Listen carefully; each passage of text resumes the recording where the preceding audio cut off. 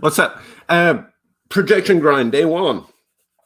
Listen, I shouldn't be doing this. For a start, like this is the wrong time. I really plan to get up early and do these streams early, assuming no one's going to be around, which is counterproductive because I need you all to ask questions real time if you have them, because that's the easiest way of dealing with them. Also, I should actually be doing projections instead of going back to square one, but content, I guess. So yeah, like we're gonna start off from a blank screen, a blank Excel or Google Sheets document, and try and work out a rough projection system, one that you've built, that you know how to work. And the reason is like a millionfold. One, you have to get used to playing with sheets in case you're not, but you're interested in it. And also, there is no substitute from building it yourself. One, you can format it the same way. You know how everything works. You know where everything is, and you can change it and move it around. Also, there is no such thing, and I've tried this, as a projection model I can give you to work, because it constantly has to be updated, whether it's depth charts, whether it's player IDs, whether it's adjustments that you want to make personally. And then there are some mathematical and statistical technical things that I've done videos on, but if you put it all together, is my thinking, I'll have you on a good footing. And also it gives the stream kind of a direction instead of just me rambling. So that's where we're at. I really thought we'd go try and make a sophisticated kind of thing where we're talking about regression and we might get there, but I really want to start from blank. So if you're already a freaking expert at this stuff, like I don't imagine I have anything off you anyway, but it might start slow for you. Now, I did break a rule that I made of myself for this series, I guess. This series of streams we're going to do however often I can get them done.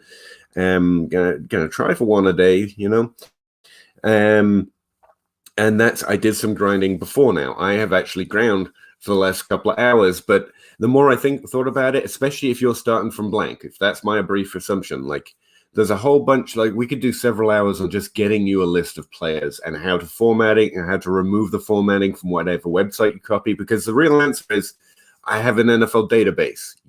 Like you've got it, but it's behind my paywall, and I have a strong dislike of saying, hey, get behind my paywall and you've got everything you want.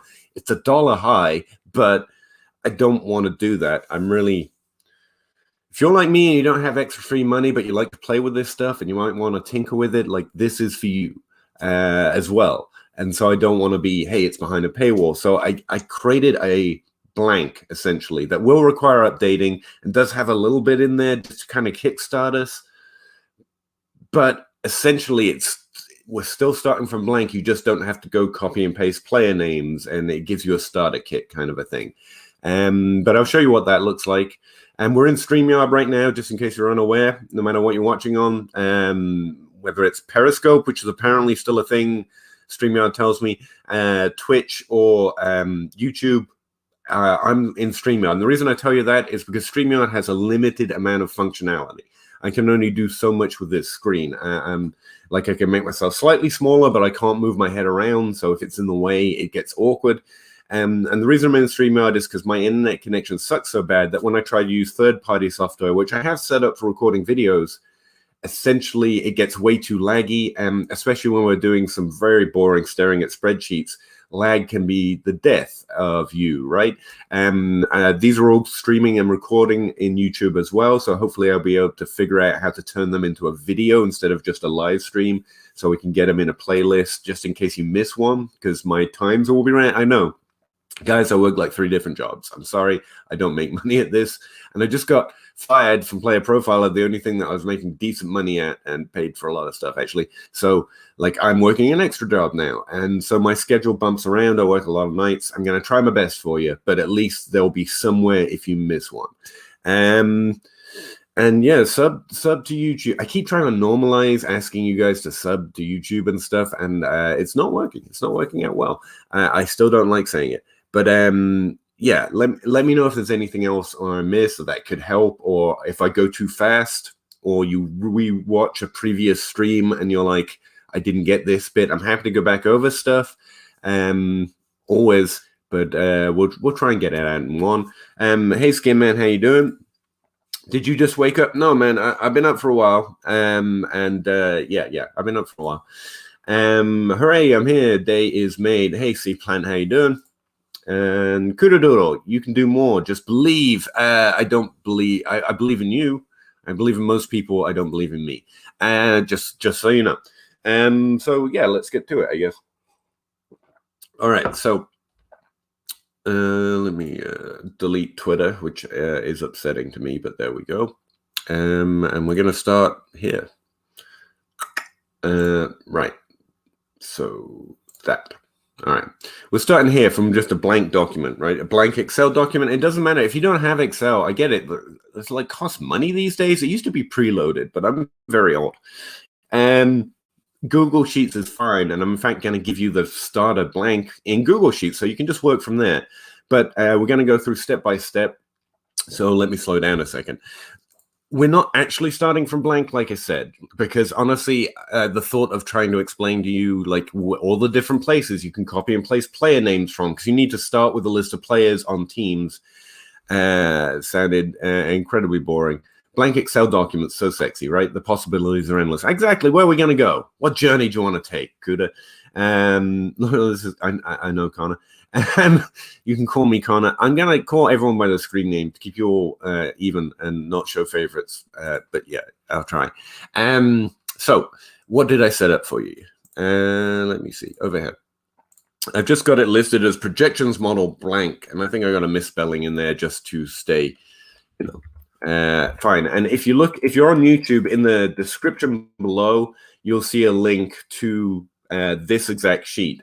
And what you do is you go to File menu and you go to the term Make a Copy. I'm not going to be able to make a copy because this is my copy.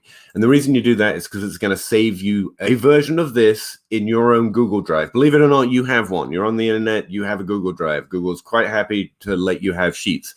And my copy, the one this link sends you to, is protected. Only I can edit it. Look, I can call Kyler Murray Bo Jenkins. I don't know why, but I can change his name is the point. You can't because it's protected, because, you know, I don't want you screwing it up. But that way you can all go to it, make your own copy of it, and literally, I'll show you what's in it, but literally it's a list of players. I did add some pretty cool stuff in there already, and I'm going to show you what it is and walk you around, but I'm really vamping just for anyone who wants to go look, find the link, and I'll put it in the chat, because if you're on Twitch or Periscope, you're not going to be able to find it that way, because there are no descriptions on those. But yeah, why can't I wait a moment, then try again? I can't send this to Twitch. I can send it to YouTube a lot. Okay, Twitch audience, check out YouTube, I guess. No, I will find a way of putting in the description of this stream. If not, go to Twitter and I'll share it there, or go to YouTube and it's in the description, and so on and so forth. All right, so I'm going to get out of Google Sheets because I have Excel, you know, casual flex. And that's where I like to work. Almost everything transposes between the two, by the way, except for some conditional formatting. It's all the same. All right. So first thing I want you to do is just ignore this section. That's something I want to point out later. You see, I've got it highlighted in yellow. I tried to put absolutely no formatting in here because I want you to use your own colors and literally make it your own kind of a thing. And I have a habit of just decorating way too much anyway. So literally, I've got a list of players. This is all based on 2020, by the way. I have not done a lot of the work. I've done a lot of the work for you, but I have not done some of the basic work for you. So their teams listed will be wrong. Sam Darnold's on the wrong team, for example, because I want to give you the full grinder experience of manually inputting data, I guess. It's a chore and not fun at all. You'll love it. Their positions should be right unless anyone's converted without me knowing. The position rank, I've already put a formula in there, and we'll talk about that formula a lot because we use it for a bunch of things. It's using a COUNTIF-S function. I know, already confusing, right? But essentially, it's going to rank players by the points that we project for them within their position. So QB1, QB2, QB3. And I already wrote that up just so we don't have to fool with it too much. I also put in career year because it's something I find useful, because sometimes you don't have stats to draw on for rookies. So you can use some conditional functions to say if they're rookies, use this average instead of using their history. You'll see what I mean when we get there, but career year ends up being useful. And also it's just fun data, fun information. And this ID column, by the way, if like this is valuable. Like I know you, again, assuming you're starting from blank, you don't get this, but hooking up player names to IDs is really, really difficult. The ID I have in here, sorry, Connor, what were you saying? Excel comes free with a college tuition. So there's that. Oh yeah, just several tens of thousands of dollars in debt and Excel. That's nice, cool. But yeah, I am currently out of college, so I have to pay for mine. But this ID comes from, I guess we should do that. And just to give them a shout out, because it's a really great resource, just in case you haven't used it, Pro Football Reference. Find it and bookmark it if you haven't, because it will be really useful for you, especially if you don't have my NFL database or RotoWorld sub or anything like this. Some of Pro Football Reference is now behind a paywall because everyone got to make that money apparently. But for the most part, yeah, you can find out anything you want. Most things that you want to find out, you can find out in Pro Football Reference. And it's a great resource and free, and you should like that website if you don't already. And now the IDs, who should we go to? Bo Jenkins. No, Kyler Murray. There we go. The IDs work, and you can actually find a player's ID in college, Pro Football Reference in the web address. If you go to one of the names and look above, they actually put their player ID at the very end of the HTTP link. That's how I find them, because I can't scrape or code yet. And I actually went through all the rookies and added that, which again, with some of the grinding I did before I got here. The reason that's useful is because when you update and you look for further information and you're doing 2022 projections, presumably, you need a way to search for players that isn't their name, because there are actually lots of Kyler Murrays and David Johnsons and Mike Williamses. And what's this ad by Google? Like, go away, Google. Seriously. We want to look at Kyler Murray's face. Okay. Yeah, stop seeing this ad. Not interested in this ad. Okay, thank you. Anyway, so, Jesus, you come right back and it's the same ad. All right, anyway, I guess they got to make that money too. Not interested in this ad. Thank you. So that ID will be useful, but only when you really start to dig in, to be honest. But it is in there, and when you start needing IDs, you might come back to this video and be like, "Hey, Pete, this was really cool of you," or not. I don't know. So yeah, that's in there too. I also have that ID and the college football reference ID in my databases. Now my college ID. My college database is free, actually, and pinned to this video on YouTube and everywhere else. So you can find their CFB ID and link that straight up to their Pro Football Reference ID, which, if you ever get into it. All right, the next column I've added is called injury. Why? Because you're going to need that later. Again, I did a little pre-grinding. I'm sorry, but I gave it you, so it's okay. I actually put a little formatting in there too. Essentially, it's just a 1 or blank. If a player's injured, you want to be immediately able to remove them from your projections. And I found it really useful to have that facility. And so when I add a 1, it just zeroes out all projections no matter what, is the general idea. Or we can use it to do that anyway. Next, I've got the actual points projections. And this is actually what started me thinking about creating a blank for you all. Like, again, this is still starting from 0, because the formula for points, right? 1 point per reception. So 1 times how many receptions, and so on and so forth. But it's a little tedious to write out. And so I just put them in there, and I put it in there for full PPR points, half point PPR, and then standard. So no points per reception. These little cells up here, just in case you ever get into a weird scoring format and you're looking at 1.5 points per reception, I thought I'd give you a little functionality there. You can change those numbers and it recalculates based on it. All right. And then points per game. Again, it's a really simple formula. Obviously, it's just PPR points in this case, divided by 17 or however many games we're projecting. I have decided that we're going to try a seasonal model, because seasonal models come first. You can convert most seasonal models to weekly models. You just alternate the amount of volume that you're projecting, right? You're going to look at 40 passing attempts, not 400. But yeah, weekly models are really where it's at, and they're a little more complicated anyway. So yeah. And you've got these formulas. Be sure, by the way, like homework for the night, I guess, to check these formulas out, especially the positional rank formula, because that count if thing is actually really useful. And we're going to use it a few different times. I don't like some product. Next, I've literally just have blank cells. This is for when we project volume. We're going to pull in how much volume we're projecting, so how many pass attempts, rush attempts, and targets. WinZip, go away. I'm just like a walking billboard now, and I'm not making any money off it. So yeah, they're just blank cells. That's where we're going to put pass attempts, rush attempts, and targets. And next, the stats are actually going to project, which those formulas are using to calculate PPR points. I've got projected stats. So we're going to project how many passing yards, how many passing touchdowns, how many interceptions, because obviously you get negative points for those. Receptions, receiving yards, receiving touchdowns, rushing yards, rushing touchdowns, and that's about it. And we could, like, if you're in league or you want to do a scoring system where you're getting points per rush attempt or something, hopefully by the time you get through this, you'll be able to know how to modify a formula to add that into your own projection model. Sound good? I guess. No? I haven't received a comment from you in like forever. I'm feeling lonely. All right. So yeah, that's where I'm at. So I don't know where to go from here. Like, go get that sheet, start there, and hopefully if you've got it, and if you don't, you're just listening and you'll do it later, that's fine too.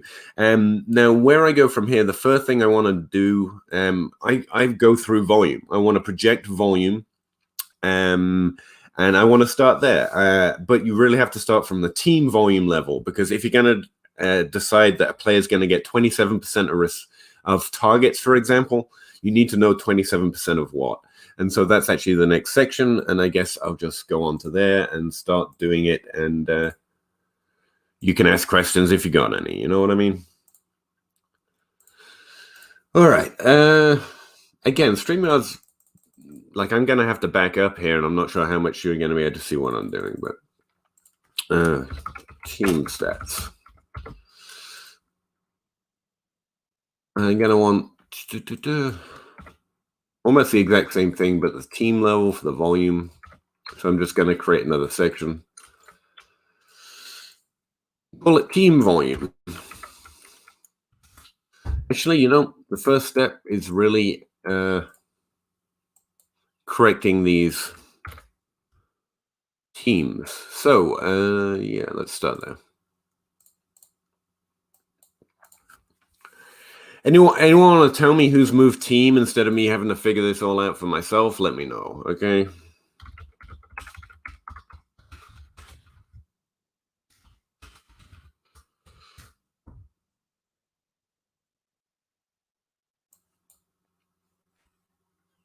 Oh, Edge has got a player movement tracker. Nice. We don't need any of that. Yeah, if you just type player movement NFL 2021 into a browser, you find what used to be RotoWorld's article on it. And I'm just looking through it, looking for players that have moved teams that I might have to go and look. Obviously, we're using skills position players, so I don't know. This is boring, right? Yeah, get used to it. Projections are this. Let me see. Signed, released. Mark Ingram's moved. I've already noticed. Jaden Graham is still on the Falcons, so he hasn't moved, but he got re-signed. Nice.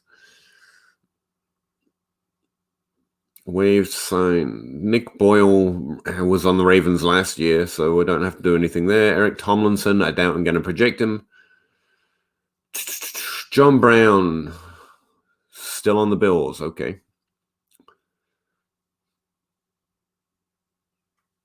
Now, if you have an encyclopedic knowledge of who's moved where, then you are probably ahead of me at this point, which is just fine. I know I'm not projecting kickers, Kuda. I can hear you asking. Brandon Allen, nope. Dak Prescott's re-signed, waived. released Detroit Lions. Tyrell is now on the Detroit Lions. That's going to be different.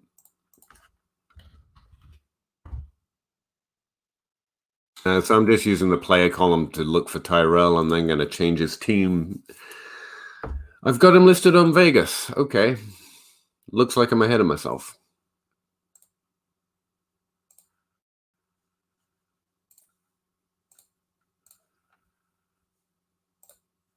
Okay. So he's a Lion now. Neat.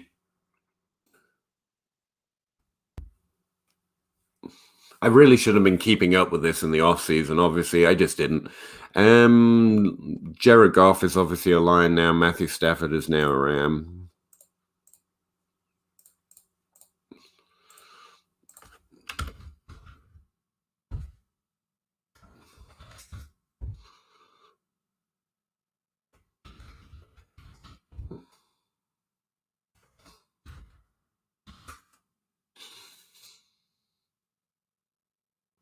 Aren't you glad I didn't do all this bit for you? Drake is a Raider. Hey, thanks. I'm group sourcing. I like it. They don't go back far enough. I know, but I actually have some knowledge of where they've gone, so we'll catch up. Sometimes you get halfway through doing projections and you realize you got to play on the wrong team. It's fine. You just got to keep an eye on it. Again, this is the type of maintenance I should have been doing, but didn't because I got plum fired, you know? Well, fired's a strong word. Yeah, thank you. Kenny Galladay's not. Yeah, I'm aware of that one. But good point. Let's change it live. He's a New York Giant now. Eddie and Darnold. Good points. I do have rookies in here, by the way, and they do have their correct team, so don't worry too much. Where is Teddy now, actually? Didn't he get re-signed somewhere else after the draft?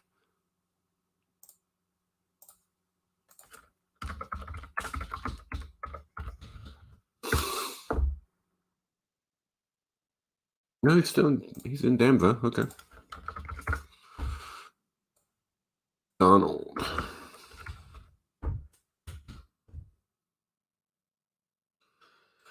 No longer a Raider. No longer a Jet. Damn it.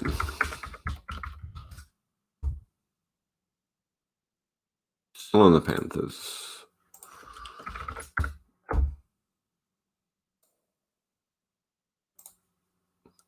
Oh, that's a good point. I forgot that one. Thank you. Jamal Williams. I spelled his name wrong. That's embarrassing.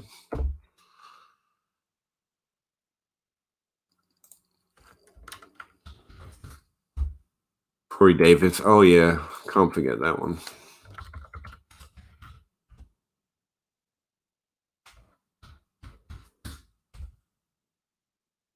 Harriman. I may have missed that one, to be honest with you. No, I knew that because there's no one else there. Thank you. Full of Miami. That's a great one.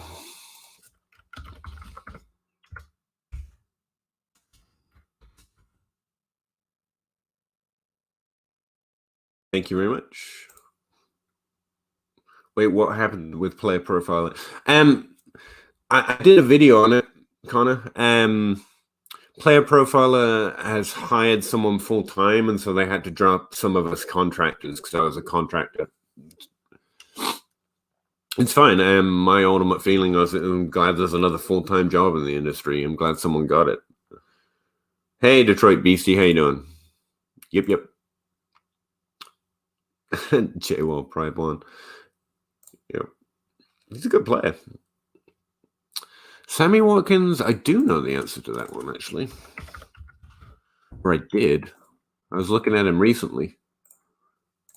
But let's check. Yeah, he's on the Ravens. I literally typed out Ravens, Baltimore. AJ Green, Arizona. Good point.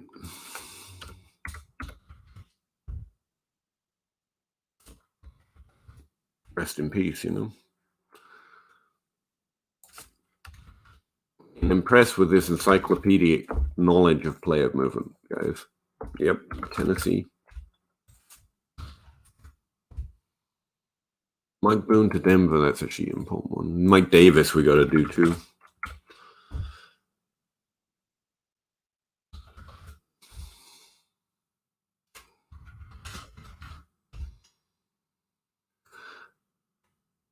My mind's failing already.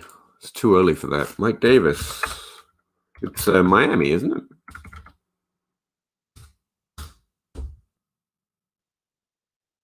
Falcons. Oh, God.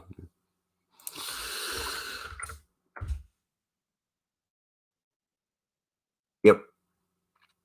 Lindsey and Mark Ingram in Houston. I think I might have missed the Lindsey news. Yeah, I knew Ingram, though, because I think I've already changed him. I don't know why. Oh, because I had him listed as a free agent, and I knew that wasn't right, so I looked it up. Born an Aguilar in Indianapolis, that's true. In New England, sorry.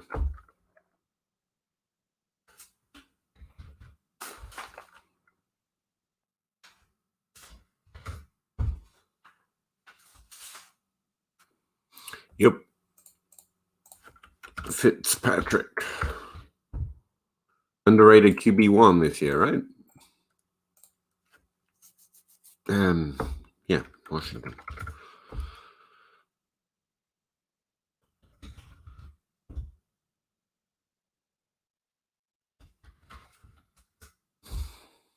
Thank you. Good point, Connor. Fuller to Miami. Got that one, but good point. I'm excited about that one. Marvin Jones, he's too old to play anymore. Come on now. But he's in there, yeah.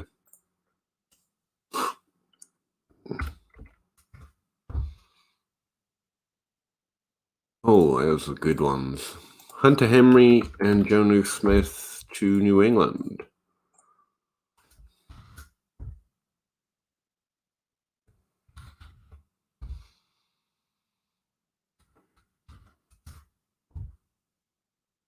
Thank you, Connor. Emmanuel Sanders and Matt Breida to Buffalo. Yeah, I miss most of these now I think about it.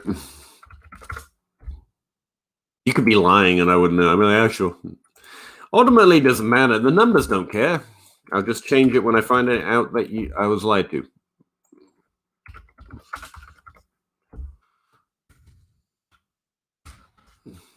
Apparently, I can't spell Matt Breida's name anymore. That's not a good sign.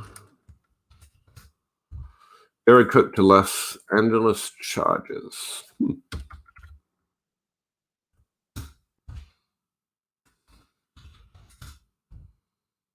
Yep, got that one. Thank you. You and me both, Kev.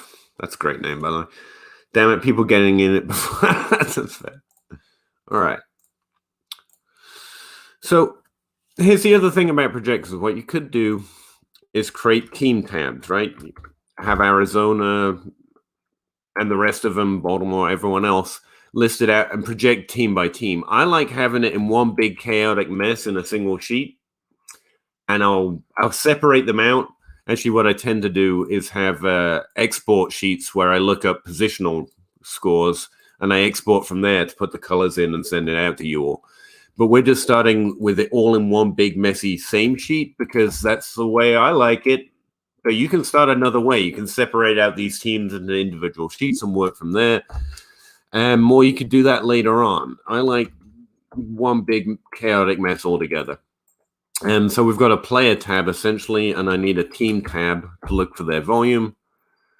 So the way I'm going to do that is just copy and paste all the team names I got in here. Pick a random cell where I'm going to want it to start, and then actually go to remove duplicates, which is under the data tab. Yeah.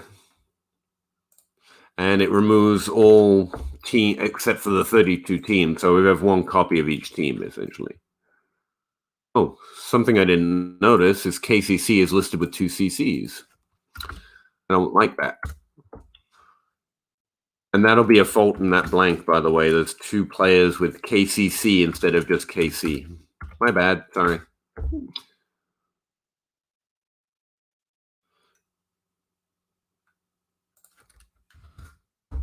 All right. So we're going to start out thinking about team volume.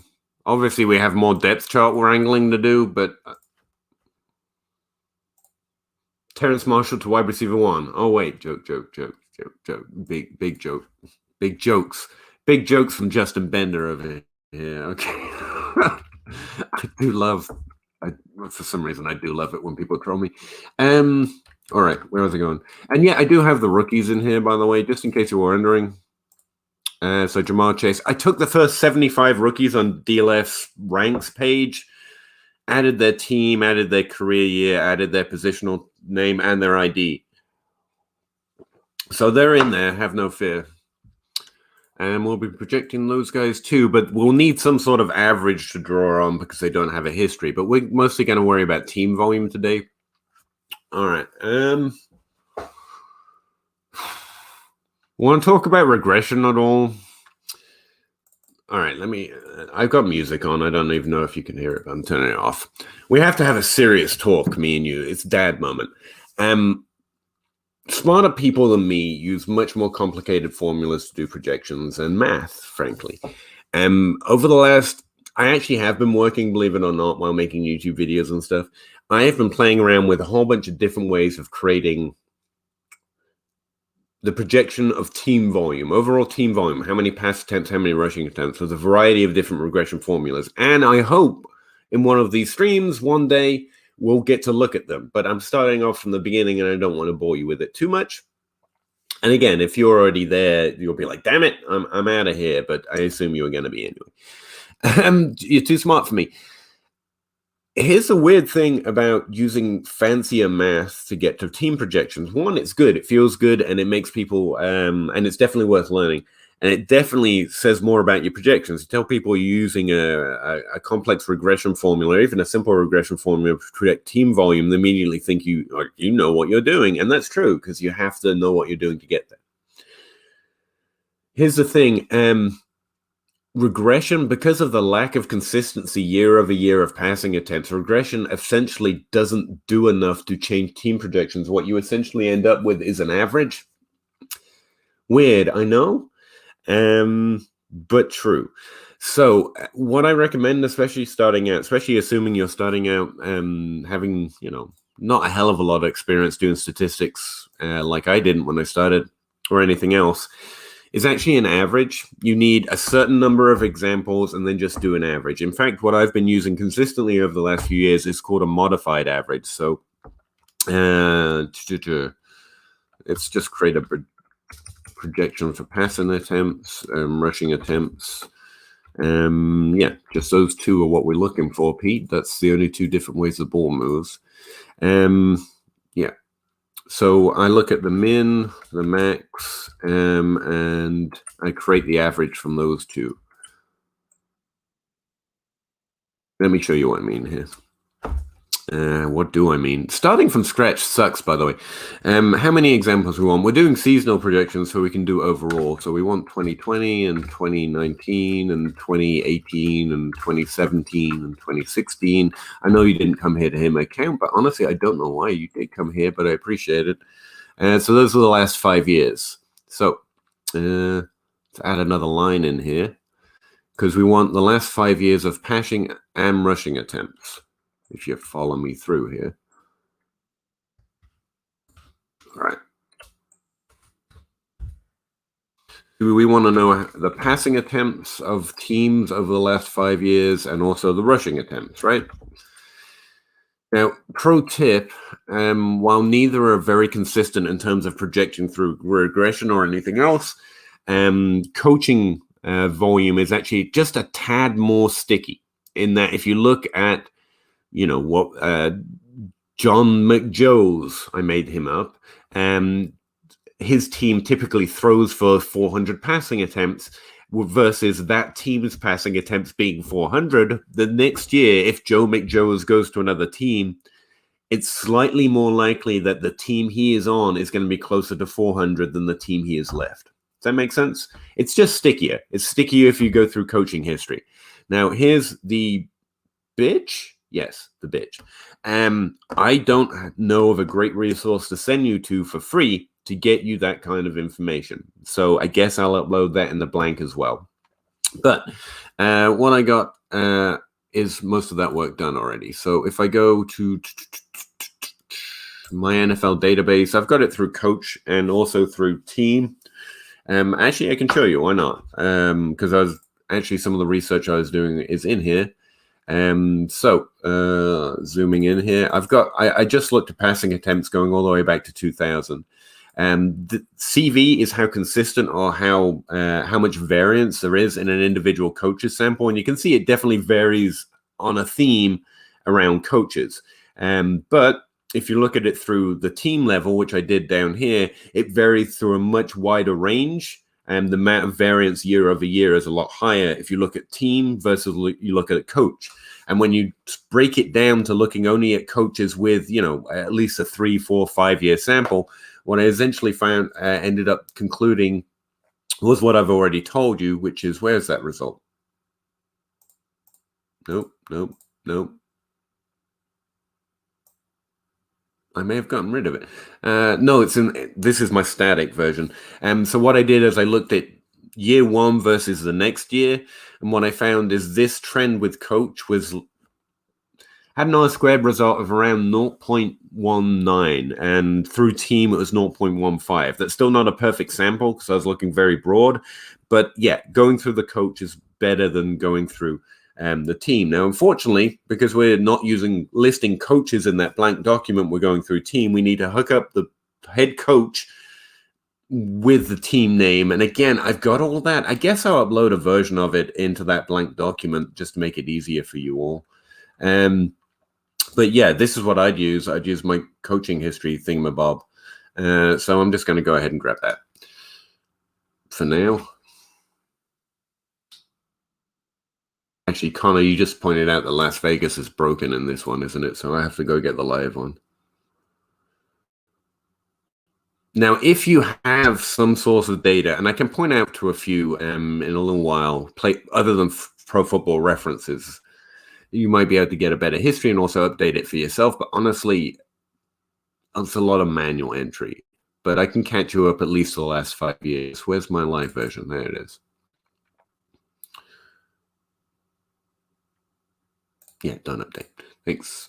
So I'm just going to go ahead and grab this coaching history with team history. Data in here. All right. So now I'm going to want to do, have I updated coaching history for the 2021 season? I believe I have. Coaches that have moved and some such. Yeah, we'll be all right. All right, so that's the next thing we have to do. We have to hook up these coaches with the team names. Sorry, it really is weird starting from blank. I haven't had to think about this shit for a while. All right, so 2020 coaches. I need to convert this coaching history into a team history, essentially.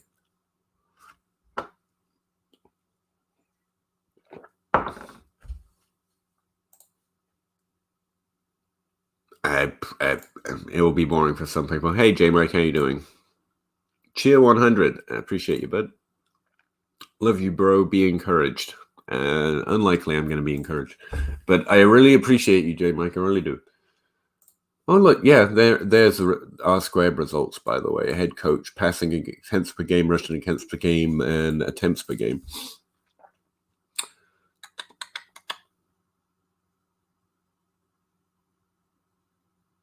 Yeah. See, what you're going to need to be able to do is create a coaching history database that hooked up to a listing of where they were playing, so that as time moves on and coaches move, you can update a passing projection and rushing projection through the coach just by using the team ID. So Yeah, here's what we're going to do. Again, we take the team names. It should be 32. Yep. And create our list of years. So 2020, 2019, 2018, 2017, and 2016. All right. And we're going to need a head coach history. So I'm going to index match and import their coach this way.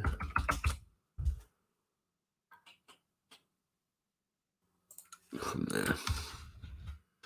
I just realized how much of that I have to explain if you're starting from 0. Let me get this done, and then I'll show you how it's working. Doing it live sucks. Just throwing that out there. All right. Yeah, there we go.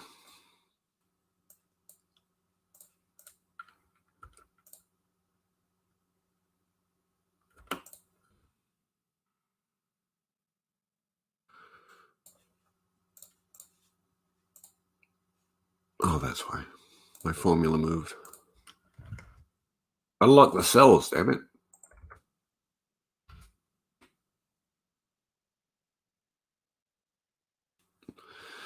Okay, so what did I just do? You see here now I've got the teams lined up with who their head coach was every year for the last 5. All right. So the way I did that was I actually created an ID column where I've got the head coach's name attached to the player year. And so I can search for head coach plus. Let me go big screen. All right. And you can see most of that. And the way I create this helper column is literally typing an equals number, head coach, and the year. And then the little and symbol, the ampersand is what it's actually called. Hey, you can see that really clearly right there. Neat. And it literally just puts the two next to each other. Now, this is also a really useful thing, believe it or not, because you can also add text. So if I put a quotation mark and a space and a quotation mark and another and, I can even make it look like that. I don't need to, but I can. So it's a handy little tip. And what I call these are helper columns, because now I can look up coach and year or team and year the same way. So in this little formula, I've used an index match formula, which is 2 different Excel or Google Sheet functions that you can combine together. Index literally says, go get data from this particular selection of cells, and match says, match up these 2 cell contents. So you can literally look up a name. I have a video on Excel that I explain index match in much more detail, and it's better. But by creating a table like this with teams running down the side and years running across the top, I literally just asked it to combine team and year, and then I locked the B row and C2, so this exact column. And so even as I drag it, actually, let's just do this for a second. So that's going to make it easier. I realize most of these words don't make sense. All right. So I'm doing the same thing. I'm using the little ampersand or little and symbol to say, please combine this cell here with this cell here. And what that creates is Pittsburgh 2020. Neat, right? Now, index match tells it to use that value, Pittsburgh 2020, to go look up what's in row E. And what's in row E, it's the head coach's name, literally. And so I'm creating a different format. I'm just moving it all around, essentially. But what I can do from there is then look up the passing and rushing attempts of these head coaches over the last 5 years instead of going through team name. And again, before you get too antsy, I'm probably going to have to upload this team history into that database, but it is important you know how to do it, because if you're going to update it later, you'll need to know what the hell we were doing. So from there, I can do an index match formula, looking through the coach helper column, but specifically looking for the number of pass attempts their team had that year, like so.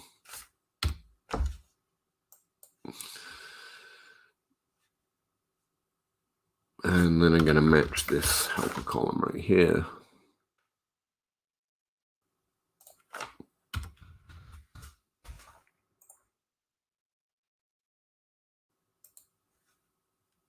Tomlin in 2020. Lock the row, lock the cell. There we go. We've got the passing attempts that he was putting up that year. And hopefully if I lock the cells the right way, it'll be easy to populate the rest of it.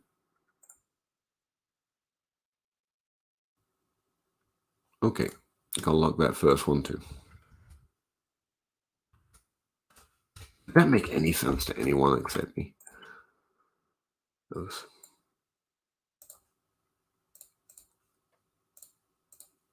And if they weren't coaching as a head coach that year, it's going to create a 0 value, obviously. And so I'm going to tell it just to give me a little dash, just to let me know that they don't have a result for that year. There we go.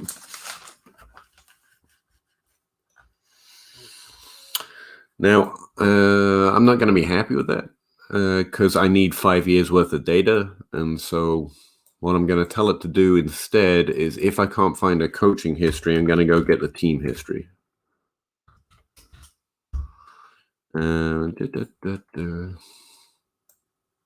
Passing attempts.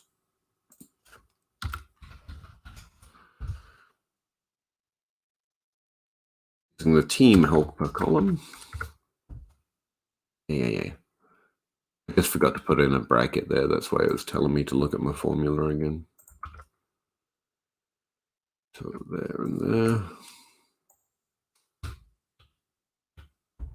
And just in case I don't have coaching history going back for that particular year, because they were a type of coordinator or something, and you could get more sophisticated with this and go look them up as OCs instead. Or just create a formula that looks up literally their last 5 attempts or uses the average. Like I say, with most of these volume stuff, it's kind of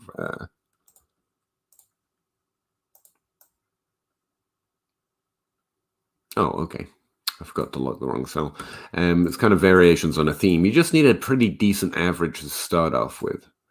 And that's what we're creating here. Because mostly we can still go over and under those averages, but we need somewhere to start.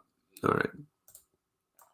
Okay, so I don't just need passing attempts, I also need rushing attempts.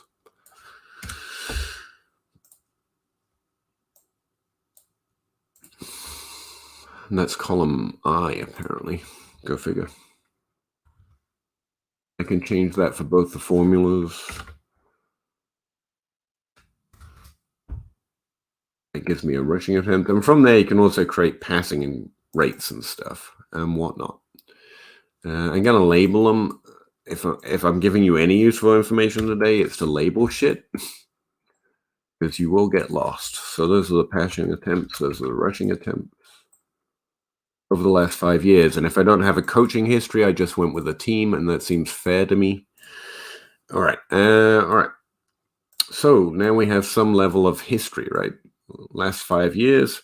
Yeah, that works. So, yeah, I'm going to include this tab in that blank document, just so you know. Yeah, we're not going to need that. We can just use this one. All right. All right, so what was I talking about with a modified average? Now we finally got actual data to start creating an average around. If error is, yeah, a particularly useful formula, and I just used it like twice there. All right, so the modified average I've typically been using, because it's not a secret at all, is you remove the highest and the lowest values of the last 5 pieces of information, and then you look at the average. So how are we going to create that formula? I honestly forget.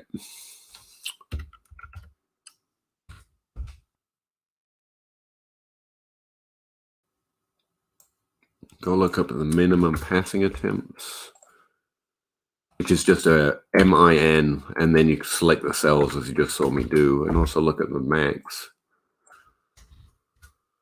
All right. So those are the results we want to actually remove from the passing attempts column.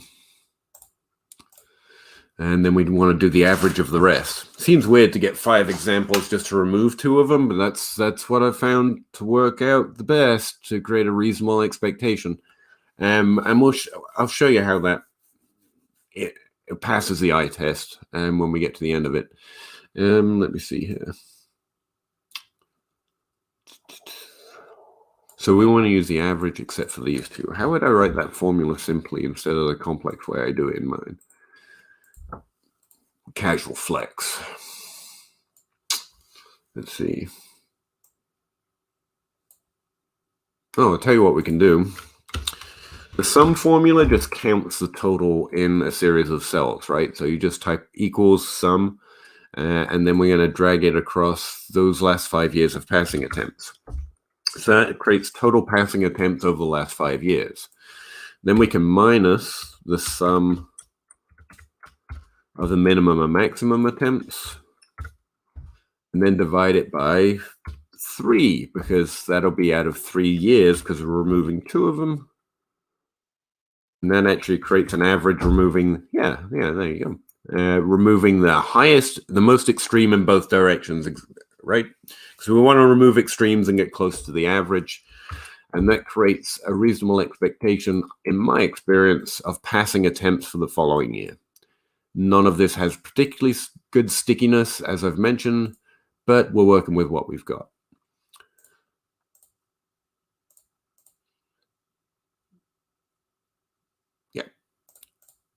Yep. I'm happy with that. I'm going to put in a filter here so we can actually work it. And I'm going to change the passing attempts column to a different color so I don't get them mixed up here. All right, and now we can do the same thing with rushing attempts. So this is passing attempts. I'll do rushing attempts. Min max. Minimum number of rushing attempts a Mike Tomlin offense has had in the last 5 years, or team history. 345 apparently. Max 437. Interesting. All right. We use the same formula again. We're going to use the sum of rushing attempts over the last 5 years.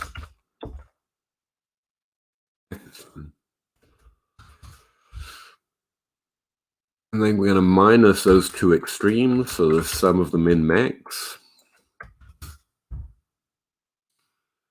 And that works out. And then divide by 3.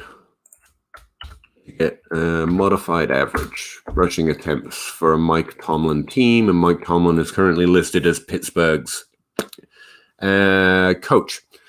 So the next thing would be to actually correct our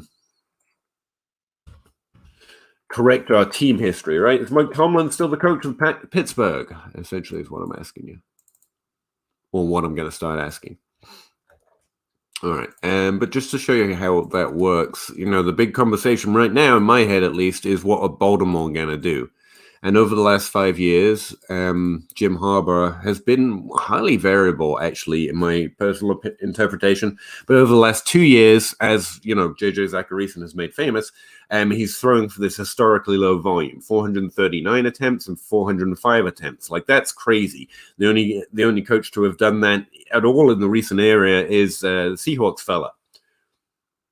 You know his name. So do I, but still. And you also notice that it's markedly different than the 3 years previously. This is the Lamar Jackson effect, or that's what we think it is, right? So it's going to remove the 405 because that's way too extreme for this 5-year example. And then it removes the maximum attempts as well, the 678. And it gives us the average of these 3 years, which is 519. Which is a little high, to be honest. We probably more expect 450 if you're using the regression formula, 430 to 450. But you can see how, and here we're just using an average, and we didn't have to practice special regression math or anything else. and it got you to a pretty decent volume number. Like this is maybe a little too high for this historic extreme, but you can also see that if we zoom out a little bit, it's projecting Baltimore for... Where's Baltimore gone? Baltimore, yeah, it's bottom 5 in pass attempts, so it's at least putting it in the right area of what you expect. You see how just using average instead of fancy stuff, it gets you pretty close. And there you can probably modify it just by under projecting that in your actual projections, and you didn't have to do any fancy math. But since I know there's some grinders out there, and pretty much we're only going to get through team volume today, I imagine. How long we've been on already? An hour? Want to look at some fancy math? There are two basic ways I've been looking at it recently, which is using an actual z-score, which is how you project regression, but also this method that Michael Zingoni put up on Twitter recently. Want to talk about it? Beaker says yes. Beaker's king. It's really not though, man. I know I went fast there, but if there's a particular aspect, like that's why I'm here. And I'll go through it slower. And I do have very small how-to in-depth, like literally how to write a formula in Excel for some FF or all of them. But I'm happy to talk through it. All right, so I'm still slightly new to some of this stuff. So let me do this. How are we calculating it? This is creating a regression projection. Essentially, it's using the average, and then you plus the average, but the z-score times the stickiness or the r squared of the actual stat itself creates a regression modified expectation for n+1. So what you need to be able to calculate is the z-score for the year before, because that projects the z-score of the next year, and then you need some sort of average, which we already have, but let's try it. I'll show you what I'm talking about.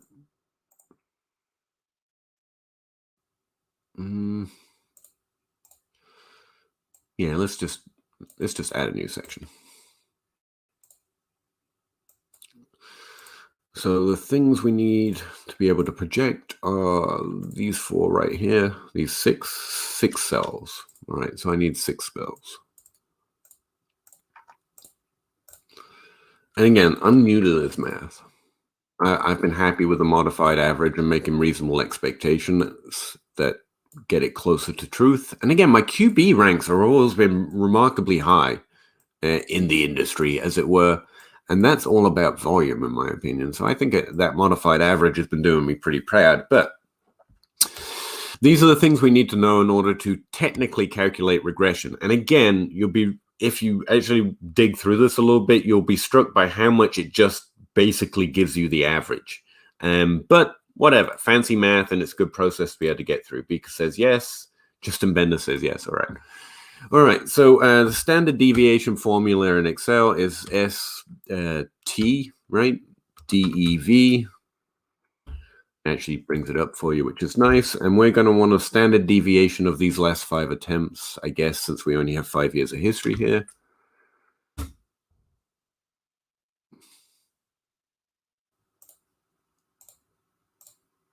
Here, remember, we're going through coaching history here, so that's the standard deviation of the coach's passing attempts, and it's only got 5 samples, so 5 data points. Next, we need just the plum average, so we type average bracket, and we'll go get their average. Yeah, and you could do it by year, frankly. That's the way I was doing it in that last sheet. I was looking at the average for the year and the average for the HC, but let's be pure, huh? Z-score. Honestly, I need to look up and remember how to calculate Z-score. So how was I calculating Z-score? Oh, that looks easy. You can't see a lot of that. It's simpler than it looks. All right. So you can't see this formula like for toffee, can you? Damn you, StreamYard. Can you see that? Yeah, you can see that a little bit, but it makes no sense. You can see I'm using the average divided by the standard deviation, essentially. All right. I think the cells are going to help explain this better. All right. So what I'm doing is I'm minusing last year's result from the average result, and then dividing that, the average minus last year's, and dividing that by the standard deviation. And if there is an error, that's why I've got a second part of this formula. I'm actually taking the league z-score.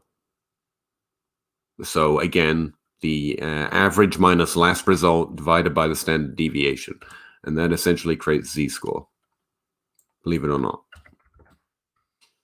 And again, there are better videos online with actual statisticians explaining how to calculate z-score, but there you go. It's the average divided by the standard deviation. All right, so what I need is last year's result minus average and divided by the standard deviation. And if that doesn't work, which it will, actually I don't need this average because I've forced it, so that should work. See, because we looked at the team expectation, if we didn't have a coaching, the team volume, if we didn't have coaching volume, there should be no errors. I understand. And so, yeah, that should create z-score across the board because there's no blank cells, essentially. Connor's about to tell me I'm doing z-score slightly wrong or something. I can feel it. And that's probably true, but that's where I'm at right now. All right. So that creates z-score, right? But it creates z-score for last year.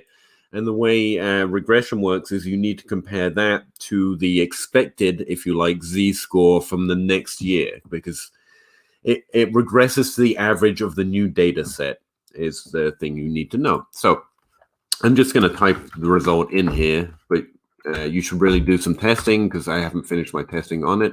But I find coaching head coach tendencies and passing attempts and rushing attempts to have an R-squared result of around 0.19. Or use Zeno's. Connor, do you have the link to Zeno's got an R-squared tester? And that would be a great resource for this series. All right. So how do you project the z-score for the following year? That's one of those nerdy videos I was watching the other day. Z-score for the next year is essentially the z-score from the previous year or the previous data times the stickiness or the R-squared or the variance of that stat year over year. So essentially, it's this previous z-score times R-squared. And that creates z-score in year, a projected z-score, I guess I'm going to call it, for next year or the next data set. Any of those words making sense? Because they're not really to me. All right, and now we're actually in a very simple way, we're drawing out an algebra, rearranging an algebra equation, by the way, but I like doing it in steps. So to use that z-score to project, in this case, passing attempts, what you do is you times that new z-score by, again, the variance, but then you plus it to the average, okay? I say okay, like that sounded like a normal thing to do. So we're going to take the average, in this case, the H coach's average. We're going to plus the z-score times the variance. And again, this is just algebra. There you go. And it creates an expectation using that average, but adjusted by regression bolted to z-score, essentially. And you see how it's almost exactly the same as our average, and that's because there's a lack of actual correlation. It doesn't do a lot. You know what I mean? Sorry, you didn't see it before I started saying that. But yeah.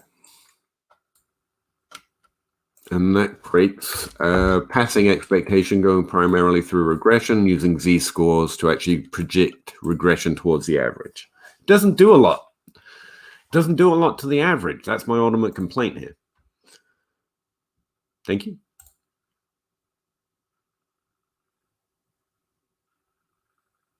Sorry, I was reading instead of talking.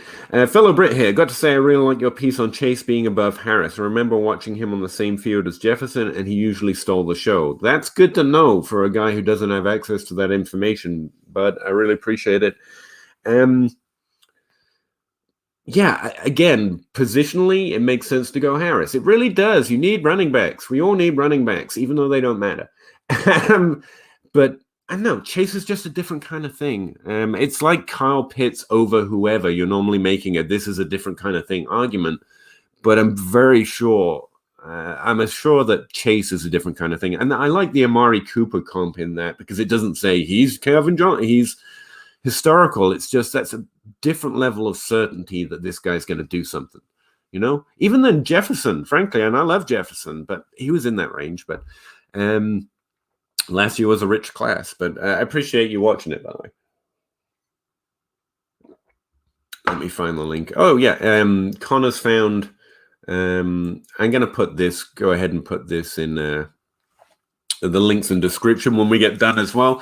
Zeno is my .name. Not only can make fancy graphs about whatchamacallit, market share and college stats for prospects and whether they're below and above the average, he also has a stat tester. And it's pretty cool. I thought you'd give me the direct link, by the way, man. But yeah, Zeno is my .name because Zeno's a funny guy. It's got a regression tester, NFL season-long regression, and so you can look at, for example, in our case, total receiving yards. Does he have team volume stats in here? Because that'd be really useful.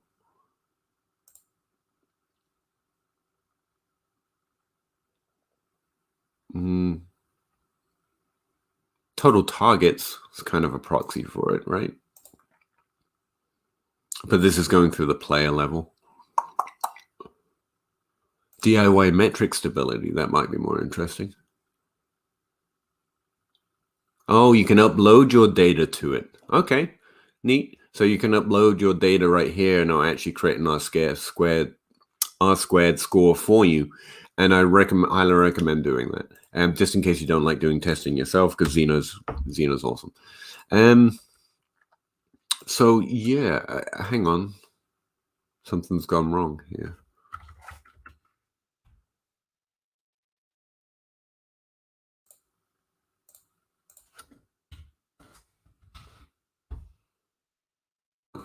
I don't know how I got that wrong. Anyway, the problem for me is going through this regression formula essentially just recreates the average. It doesn't adjust enough. It just creates the average of the head coach. So why don't we just use the average, which is what I'm using over here anyway? And the modified average at least pays attention to the fact that, you know, the minimum and maximum values are probably too extreme, and we're going to take the average of the smaller sample. Unless I'm calculating it wrong, I find it does relatively little. For passing attempts, at least. You could just take the average.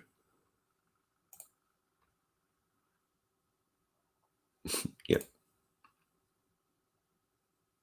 Yeah, you can just do the R squared formula, but why trust yourself, in my personal opinion?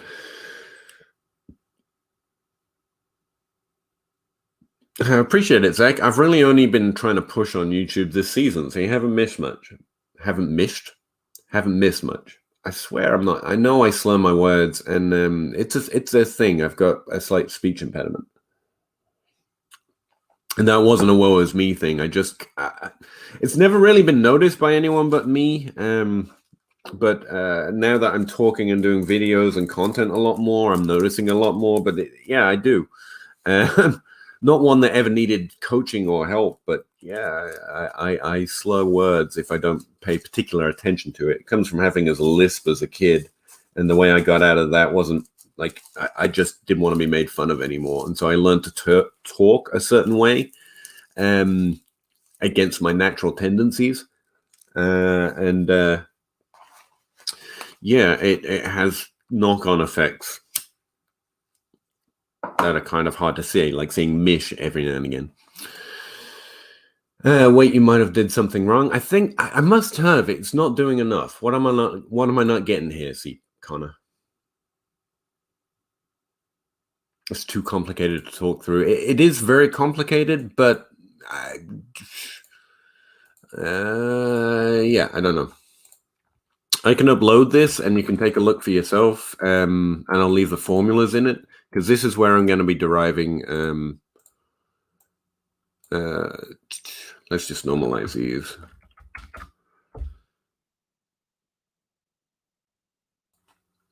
This is where I'm going to be deriving. Oh shit, didn't mean to do that. Whoops. There we go. This is where we're going to be deriving volume from for our makeshift model here. I'll put in a little formatting just because I'm addicted to it. And I'll leave the z-scores and the modified average. I'm going to rely on the modified average for right now. But if we can get a regression working better, maybe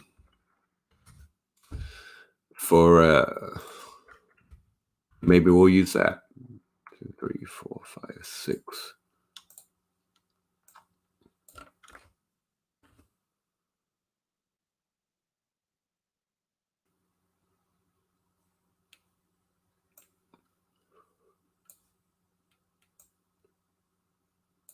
Okay, don't need 6. All right. But I probably do need someone to look over my math here, because this is how I understand it working. It's R squared times z-score, the new z-score, plus on the average, essentially. And you create the new z-score by multiplying the correlation, or the R squared, by the previous z-score, and you calculate z-score by removing the standard deviation from the average and then dividing by the standard deviation. No, you remove the previous result from the average and then divide by the standard deviation. So essentially the average divided by the standard deviation. Yeah, or the difference between last year and the average.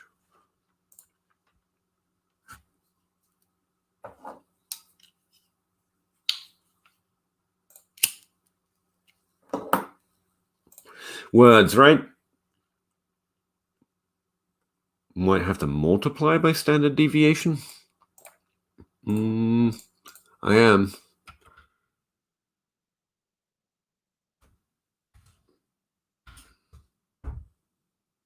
No, that creates an insane z-score. That's not what z-scores look like.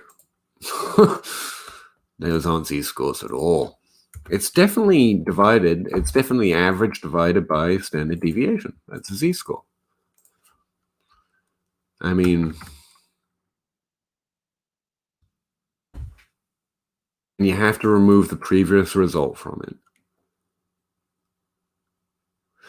Why am I doing that bit? See, I was backtracking someone else's algebra, and I might have added that bit, because if you... Z-score is the average divided by standard deviation, right or wrong? Z-score times R squared times standard deviation. Yeah, that's what I got. Z-scores times R squared, or times the correlation, and then times standard deviation. That's to get the new z-score, though, which I am doing.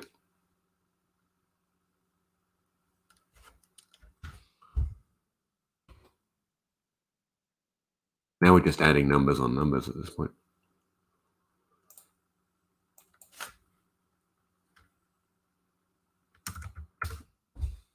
Z-scores don't look like this. Z-scores are between like 0 and 1. That's the point of a z-score. And all of this doesn't create actual z-scores. Z-scores are between 0 and 1. Or minus 1 and 1, sorry. Which means this one's fucking weird. Right?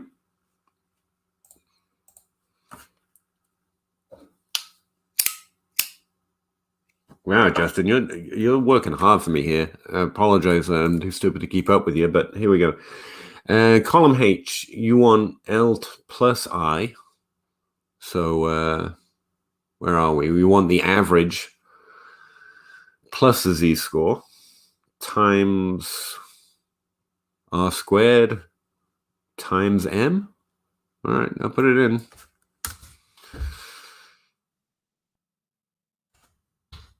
L plus I plus times j times m.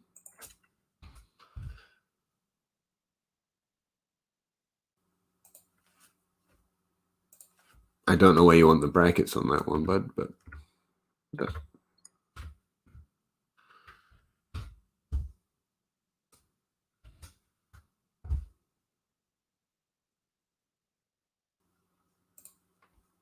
yeah, that's creating the same thing. Well, there's a little bit more variation around the average. But here you've got, what is it? The average plus z-score times the correlation times the standard deviation. I don't know, we're just making up math as we go at this point. Wait, can I see the z m plus 1 column? Yeah. Zn plus 1, I'm just timesing the previous z-score, the z-score from the actual data set of the last 5 years, by the correlation. So that one's a pretty simple formula.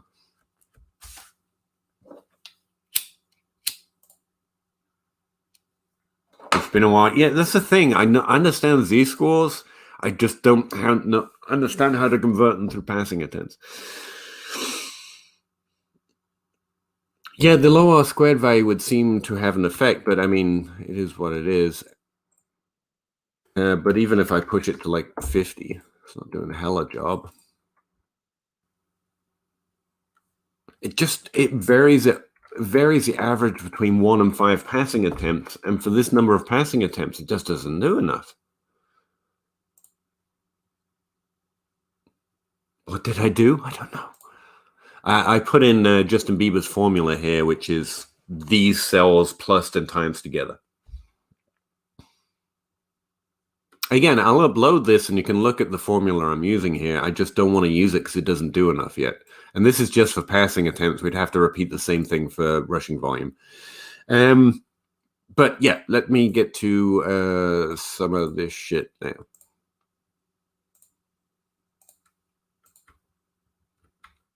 Yeah, okay. So I'll include the 5-year passing history we just created. And our attempts at creating z-score. But this right here, this modified average is what I'm leaning on for right now, because I understand it and I know I'm doing the math right.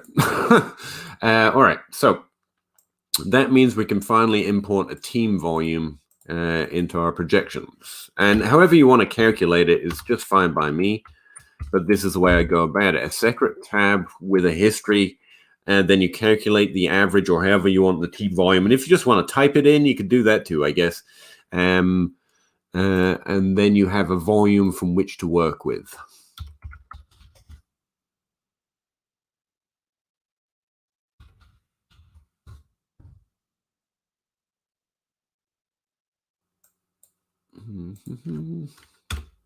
So you correct the depth chart so everyone's got the right team association. Then you create some volume level of volume expectation, and then you combine them together. I'm using an index match formula to do it to keep it simple for myself. And obviously with team volume, you actually don't need targets because the exact same freaking thing for our purposes.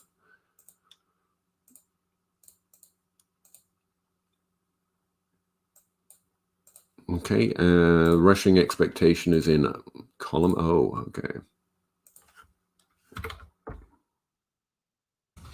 But keeping it separate, it means you can always update your methodology. That's the reason I've got it that way in mine as well. Although my modified average is getting a little crazy at this point.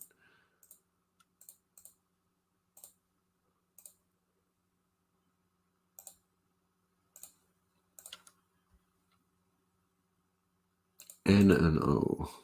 Just check that's right. And an O, yeah.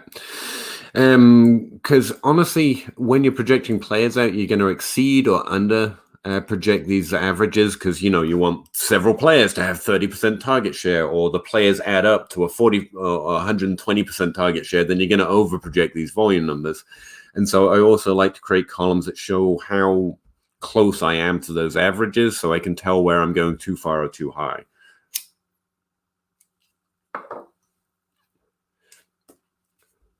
Let me just check in with the nerds here because they're really upset at my math. Where are I? Z-scores are generally in the range of -3 to 3. Yeah, okay. I thought it was -1 to 1, but I'll believe you. Yeah, we need to have lots of discussions on Discord. Get in the Discord. It's nerd heaven, We can get this squared away, no pun intended. Okay. Yeah, I'm working on it, but I haven't found a way of calculating regression that has a great enough effect to move away from my modified average, but we'll try. Okay, now what's with the passing attempts n+1 column? Back here.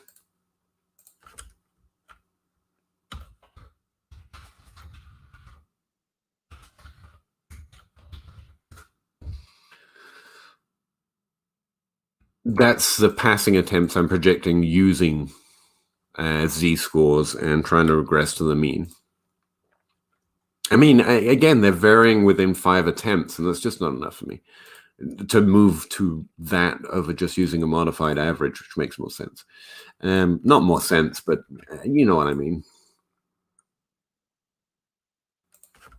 So I'm going to create 2 columns here called missing team volume, both passing attempt and rushing attempt. And what I'm going to do is do sum if s. Again, I explained how to use that one on YouTube somewhere. I'm going to go ahead and look for, yeah, this is what we're going to do. We're going to go through targets. We're going to actually need targets. Okay. I'm going to create a column that calculates the number of passing attempts we're actually projecting for an individual team.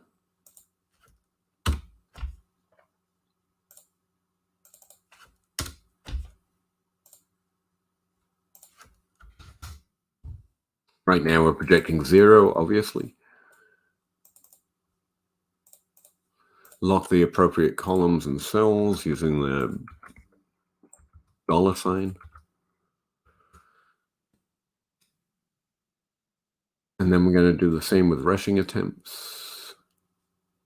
So we need the sum of column P. And then I'm actually going to create one for targets because I'm going to want to know if players are being over or under projected through a target threshold instead of a passing attempt threshold. But it'll actually be the same formula as the passing attempts because they're one and the same.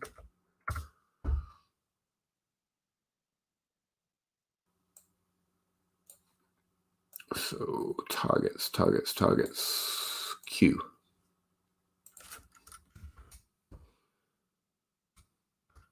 I'll re-upload this, I guess. All right. So we're currently projecting 0 of anything, and so that all adds up. But what we want to do is remove the expectation from what we're actually projecting. And so we can see how many are left over, essentially.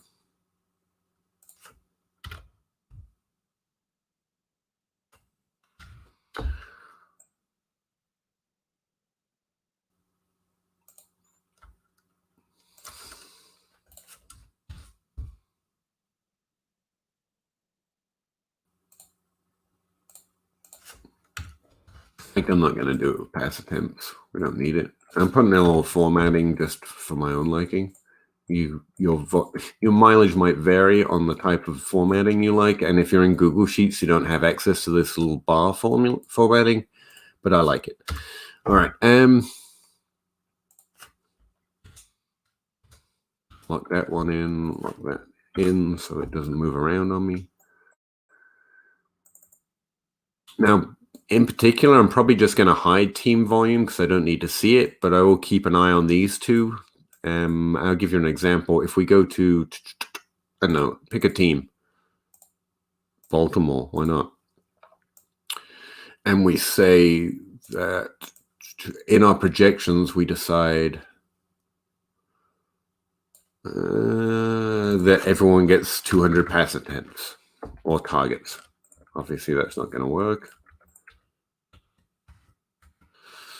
And when we come over here, it's going to tell me, hey, look, you're projecting 1,200 pass attempts beyond our expectation. That's a really extreme example, but I just want to show you what we actually just created there. It's a way of fact-checking ourselves. And it's okay to go over and under these volume expectations, but we want to know how far over and under we are, just so we get a sense if we're being a little too crazy for what we think Rashad Bateman can do, for example, in Baltimore. And we want to kind of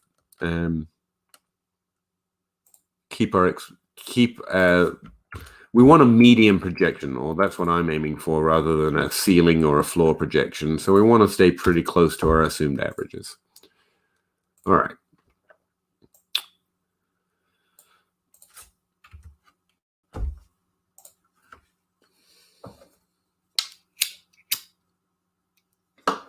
Yeah, that's probably what it is.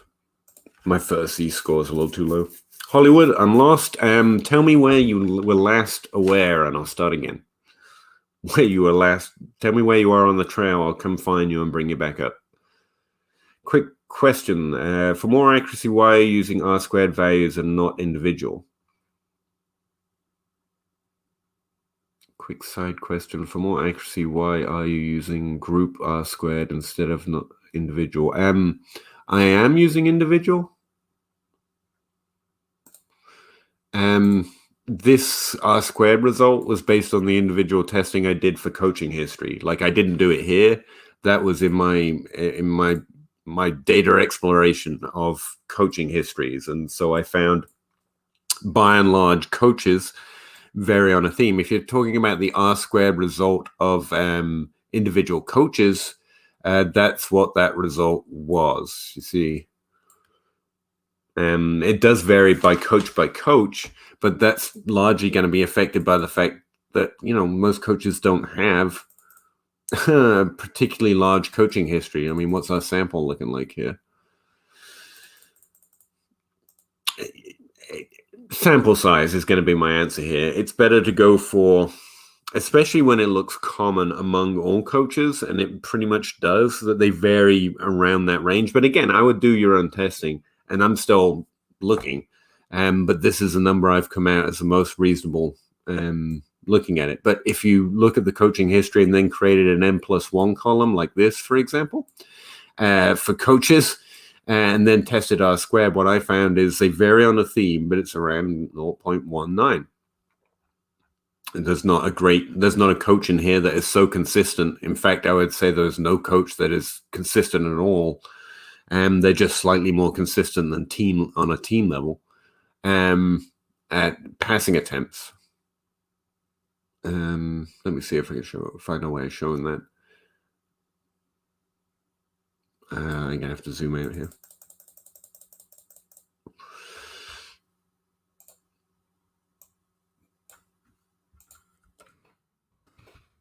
I'm lost in my own data. As happens. All right, so here we are. This coefficient of variation formula is meant to look at exactly how much a coach's numbers vary, and it's moved because I forgot. Oh, I forgot. That's why. So you divide the standard deviation by the average, which is remarkably similar to a z-score. Same thing. Come here. And it tells you how much variance within a given sample.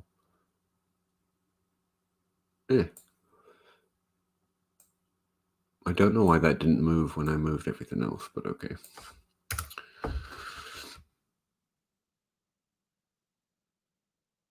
And so essentially this is telling us who is the most and least consistent with their volume on a head coaching level throughout the data set. Harbour, I've heard Harbour talked about as the most consistent, but based on his entire coaching history, he's actually the least consistent.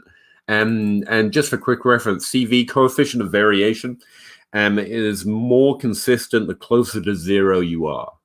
And I find Jim Harbaugh to bounce around more than most, actually. But I have been told directly that that's the opposite of what some other smarter people have found. But I know coefficient variation is a pretty standard formula. I mean, I can't be writing it that wrongly. I could be misunderstanding the result that wrongly, but I don't think so. I mean, you've got, 862 passing attempts. That's probably why. Where's that coming from? Anyway, I've got to curate that data, obviously, a little bit better, but I'm not doing that in this stream. I'm telling you, I've gone back and done a lot of that work. And yeah, this seems to be the best expectation for all. You could create individual R-squared scores, but I think they're going to be prone to a sample size problem. But that's me. And again, right now, I'm not. I'm just looking at a modified average over the last 5 years. So that's consistent as it is. I'm not using R-squared at all. Shouldn't Bill B have 20 years of data and his own R-squared value, for example? Yeah, that's what I'm saying, though. Most coaches don't have 20 years of data.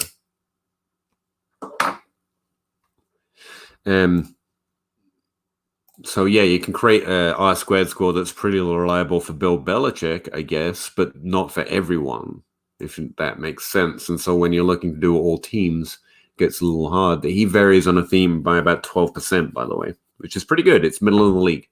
And he's got 24 years of history to base that on. There are some coaches like Doug Peterson, who varies almost not at all, but he's had a fairly stable career, I think, in terms of where he's gone.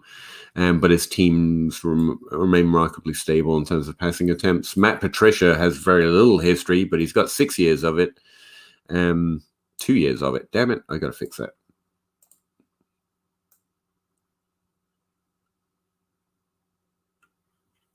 I got to fix my sample thing too. See, I get in here for you guys and I end up breaking everything.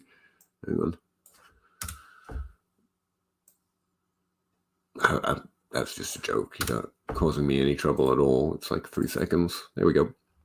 So yeah, Matt Patricia only has 2 years of data, and that's why he's consistent. And so to use that and compare it to Bill Belichick's is a little uneven, I guess, is why I didn't try and create individual coaches, but you could, I guess. But right now, what we're finding is that it doesn't, the way I understand to calculate it, doesn't do enough. It varies on a theme between 1 and 5 passing attempts, and that literally does not matter when projecting team volume. And so the modified average, or just looking at an average, does the same job for less work. And that's what we're arguing about right now. I might have missed this, but what variables are being tested against each other in the R-squared? Right now, we're literally just talking about projecting team volume, passing attempts. Connor, how you doing, buddy? The other Connor. I got this. I screenshotted it to break it down. Awesome. And, you know, it's good. It's a video as well if you want to go through it slowly. My comment had the same intention as the Craigma question. Okay, cool. Yeah. I get what you mean.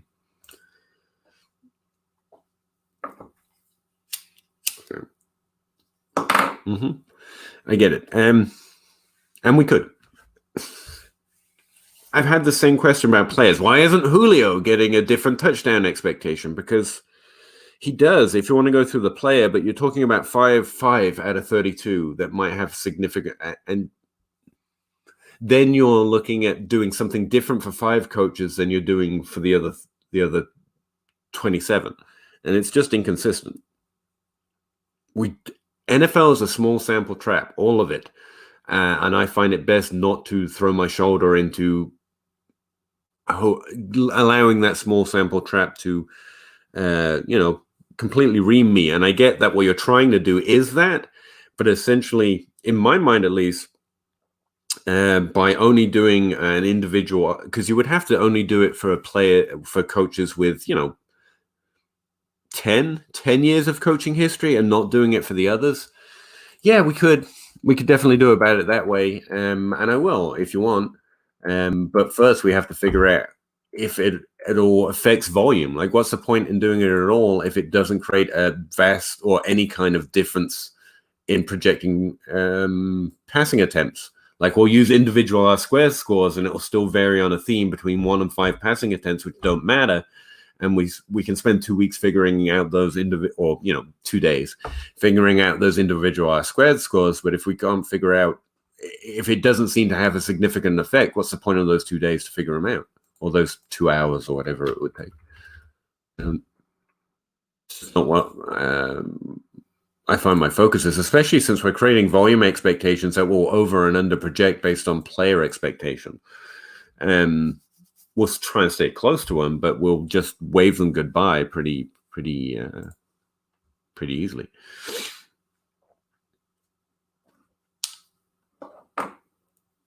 Yeah, that's the thing. I'll upload it and you all can look at it, and I'll go back over my math, but it doesn't. I mean, regressing passing attempts to the mean based on its correlation and its parent expected z-scores, maybe I'm getting some of this math wrong, is the answer. Like literally, it would project Tampa Bay to have 24.8 passing attempts next year. That's exactly what they get on average, using the coaching history of Bruce Arians. Yeah, because these are his attempts. Oh, that wouldn't affect the z-score thing, but maybe I populated this wrong. Because we just want the history of the most recent coach. Did I screw that up? I might have screwed that up. Hang on. I looked up all coaching history, and we don't want the team coaching history. We want the coach's coaching history. Yeah, let me quickly fix that. I'm going to go doing some things that we already just did, but quicker. Give me a second here.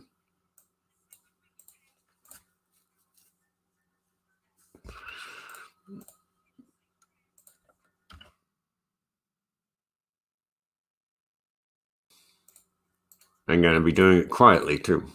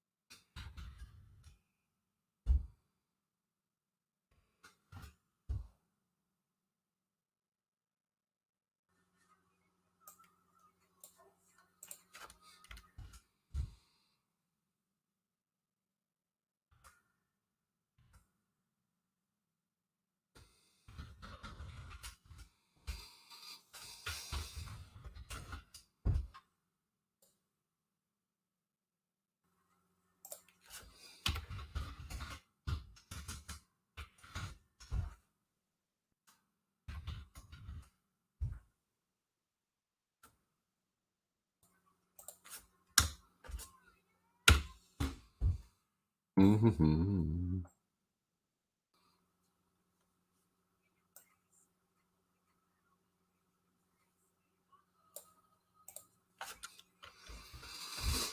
Mm-hmm.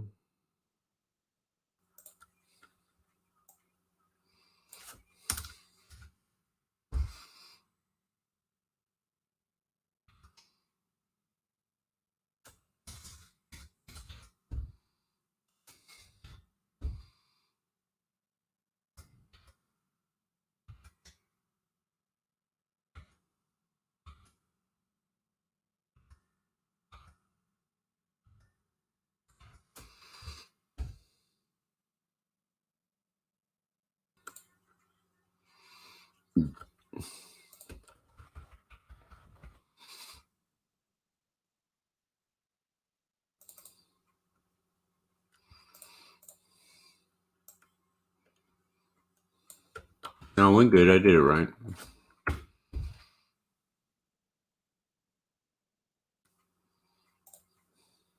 Yeah, I logged the coach. I think we're okay. Rushing attempts is I.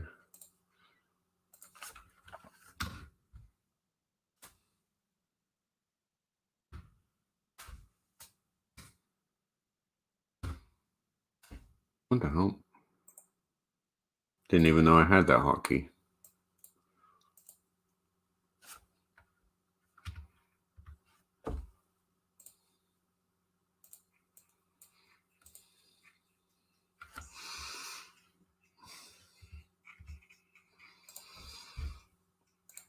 Okay. Computer, I don't want this thing here. Move it.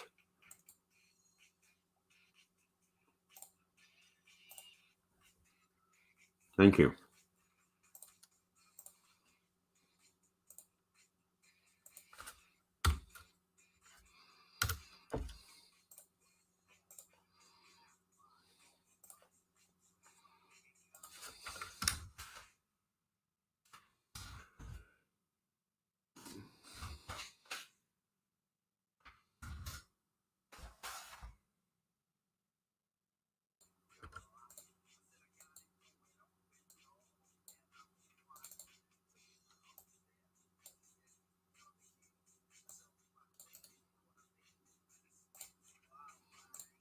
Yeah, we're good. I got it right. Obviously.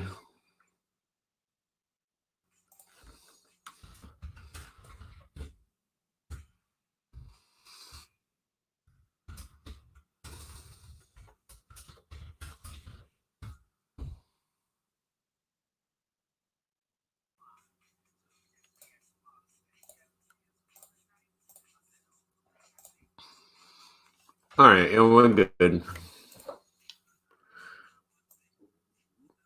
That's a little hard to explain, but I was worried I hadn't locked the coaching history column, and so it was looking up past coaches, but I hadn't. We're good. Yeah.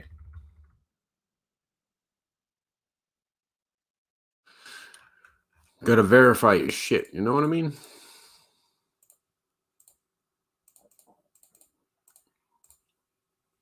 What was it?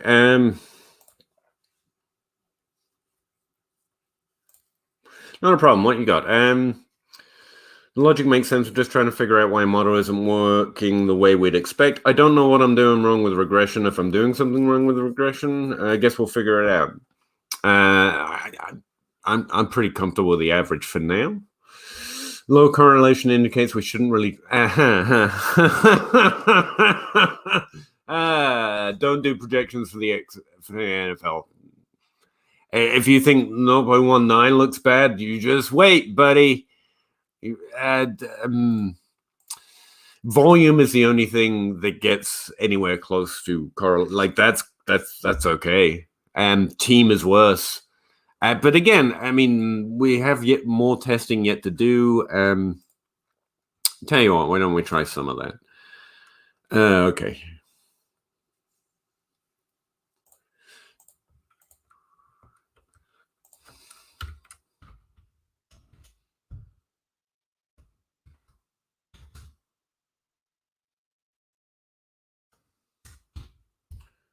Doing an R-squared thing here.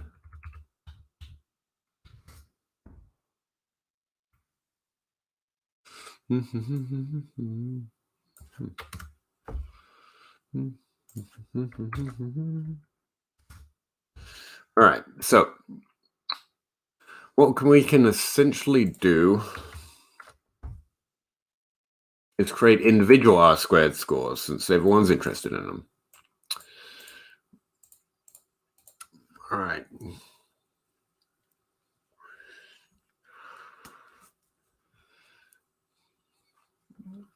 So where would we put that?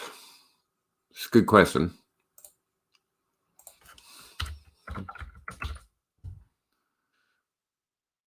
I can't write that formula automatically, unfortunately.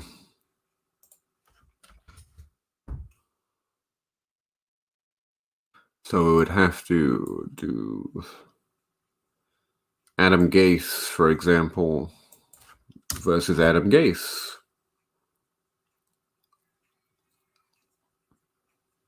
Right there.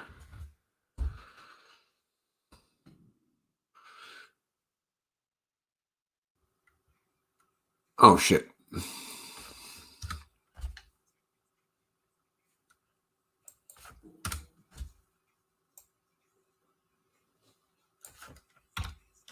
I could write this automatically, but it would be difficult.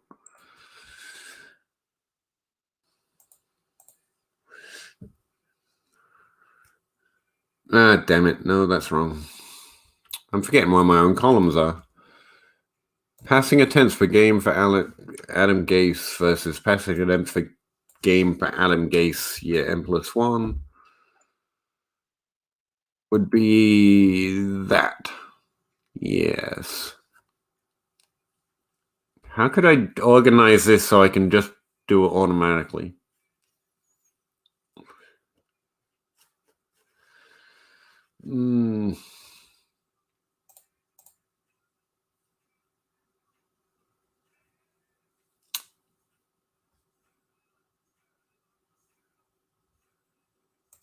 Passing attempts per game and passing attempts is the exact same thing, by the way.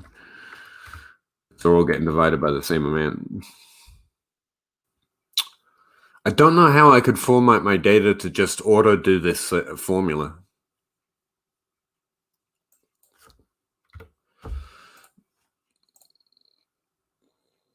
Yeah, you're good. Okay. I'm more interested right now in this individual R² result, but I'll check it out in a second, Connor. Let's see.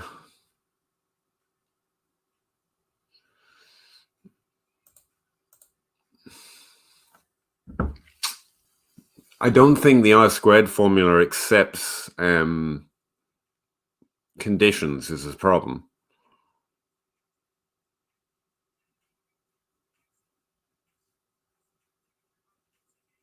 No, it doesn't. So we would probably have to reformat this coach on the top. All right? Yeah, that's how we'd have to do it. Okay.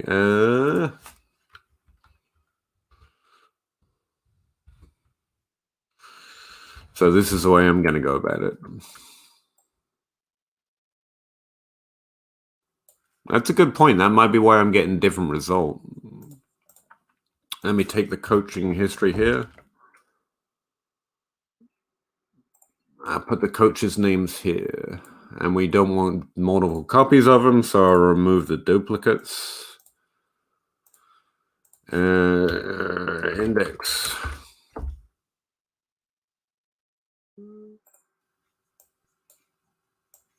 We're going to import passing attempts. With this match.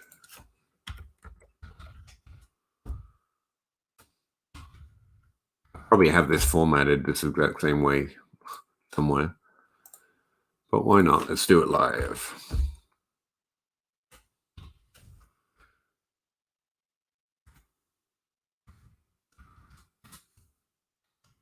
Individual R² scores. It's lit up in the Pahowdy live stream.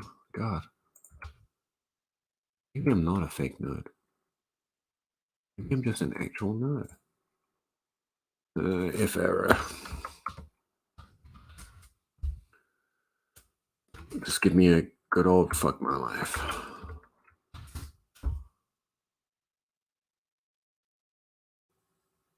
Yeah, this is the way I have it formatted before. All right.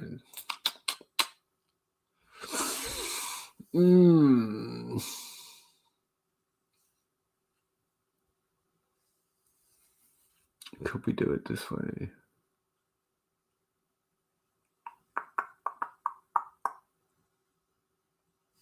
No, this wouldn't help either, would it? That R² formula is a pesky one. We could do it on a graph. But we'd have to do one for each individual coach. Does R² accept conditions? No. Oh, we'd have to break into the actual math. Oh, I don't want to break into the actual math. Let's see.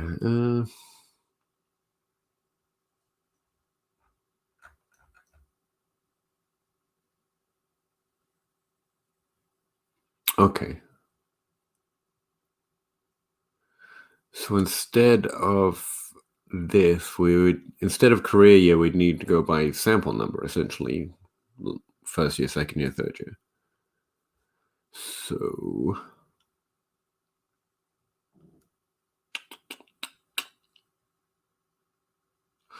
all right, let's do it this way.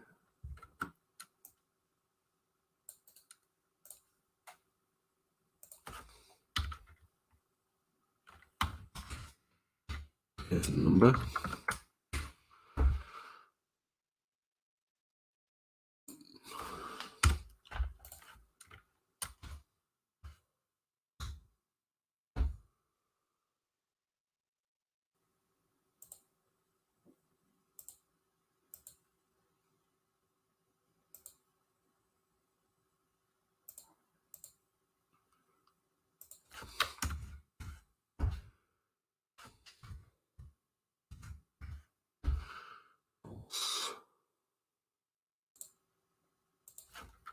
If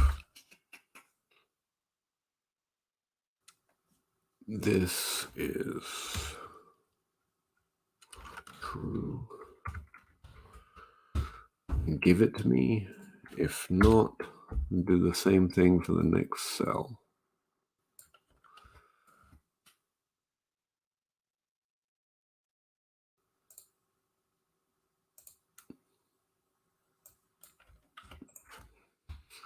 Oh, this is a really weird formula. You don't even want to know.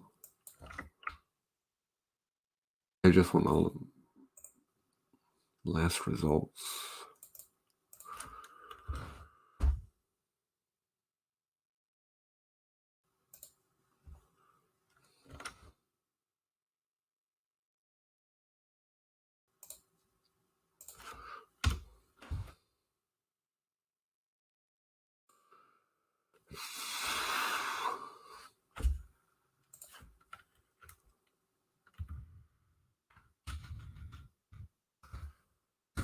That's not going to work for me. Ugh! Stupido. Yeah, it's on Patreon.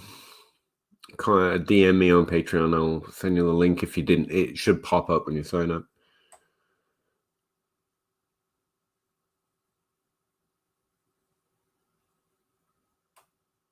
Yeah, you can, but you can't run the R² formula that way.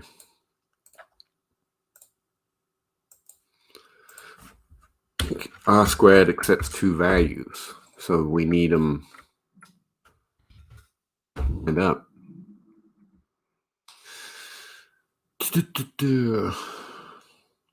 I tell you what, if we don't care about keeping the IDs, what we can... Oh, shit.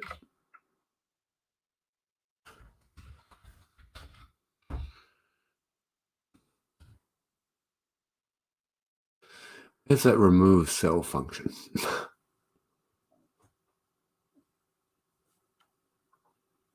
There's a function where you can just remove cells that don't have certain things in them. I forget where it is.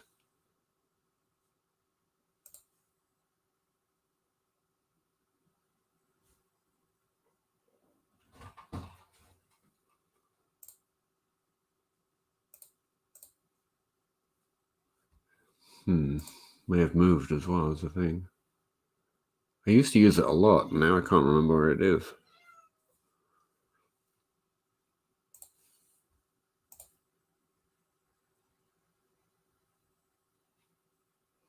Yep, that's using the same formula to do this. Yeah, it's tricky, right?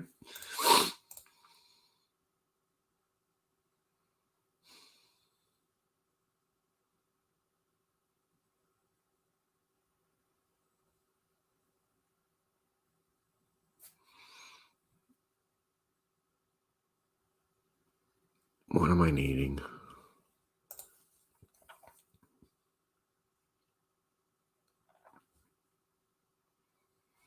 I need two columns, essentially. I need pass attempts and pass attempts the next year, but by coach. But obviously, you also have multiple years, which breaks the R² formula. Why am I having such a hard time figuring out how to do this?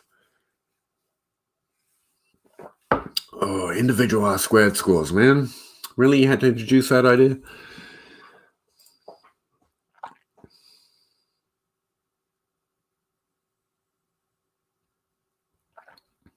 Essentially, you'd have to you could just create individual tables for each coach.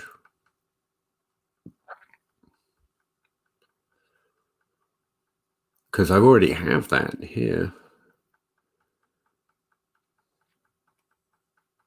Okay, yeah, that's what we're doing. Screw this.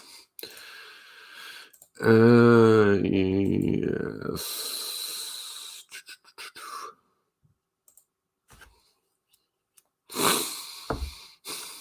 How am I going to make that though? Good question. Well, welcome to projections. Isn't this fun?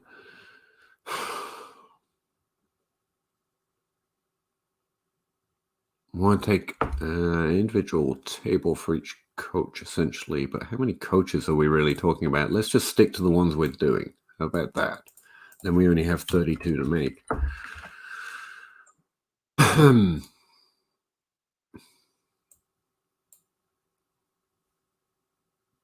then we're going to need to identify their exact years. So yeah, we need years in the database. Or in this data set.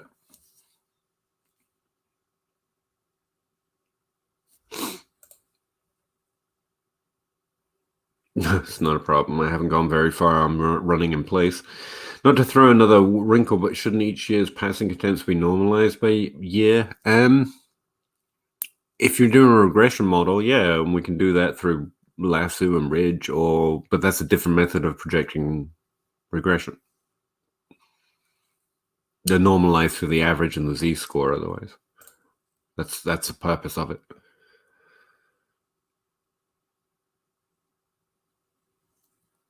Yeah.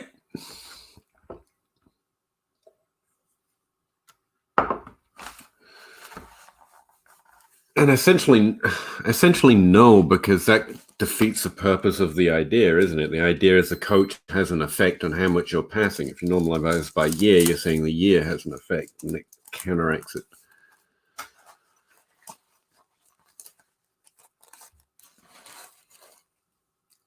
I think.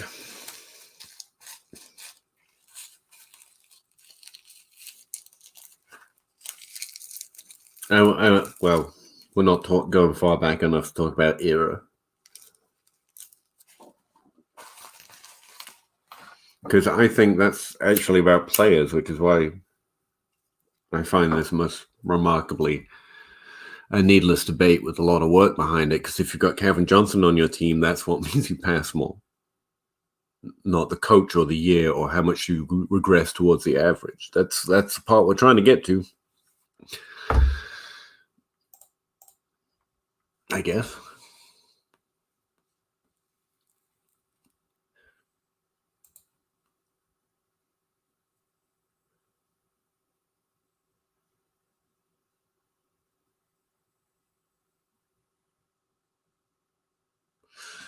Mm-hmm. Mm-hmm.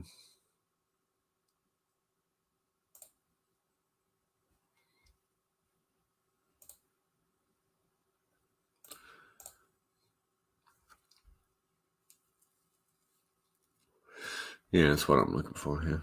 I guess let me just freewheel it for now.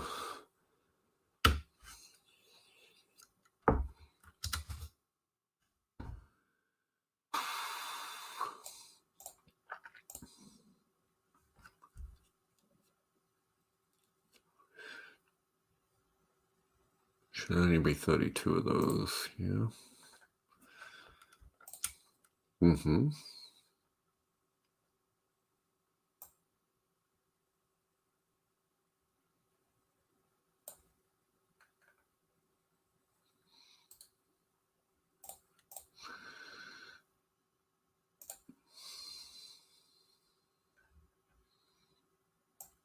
So I need these guys' history.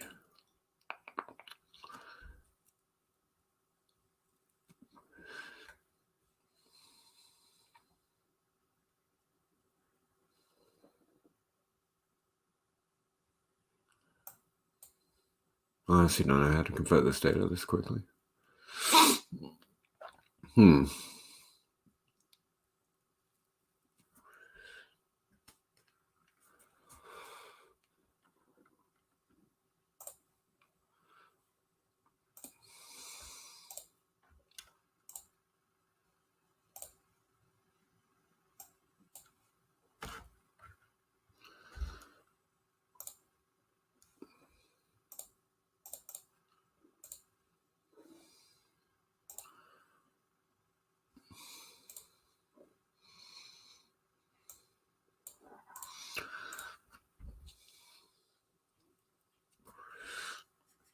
Honestly, I can't conceive of how to reformat this data to run that test.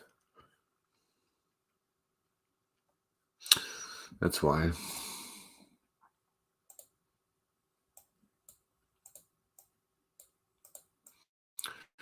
Stupid idiot.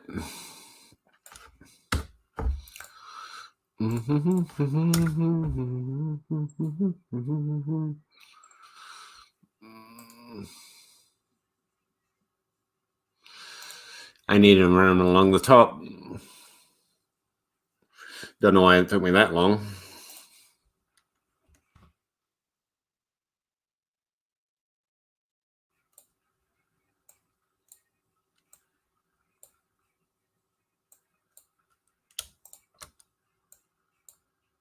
There's an easier way of doing this, but I'm running out of energy to do that.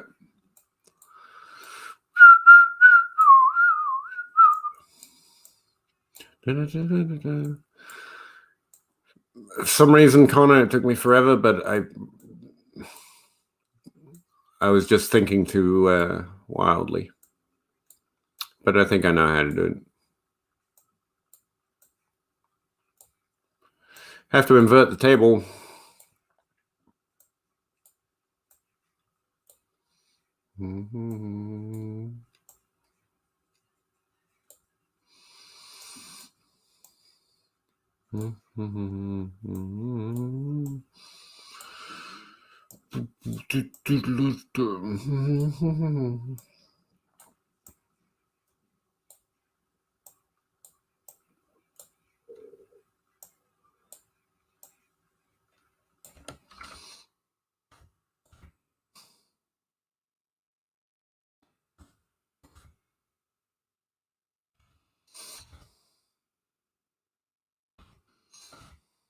Quick keys.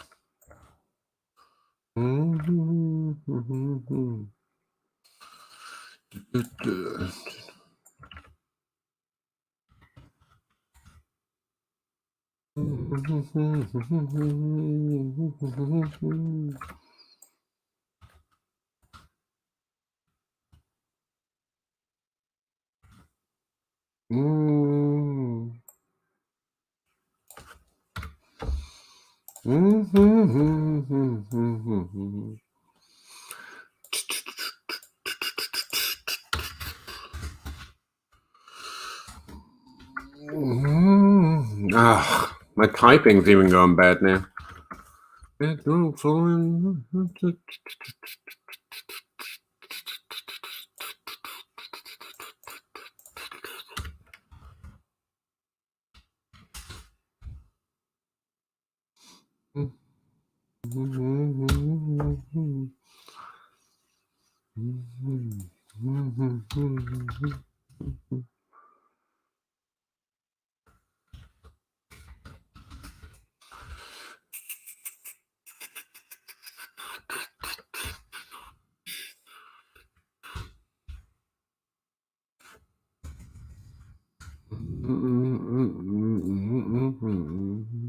Let's go.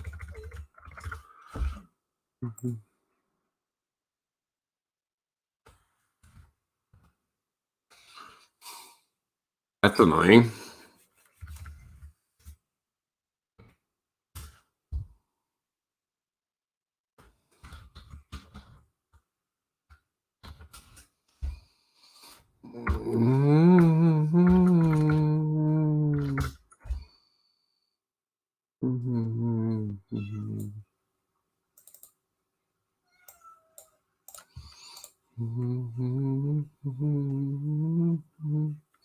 Oh yeah.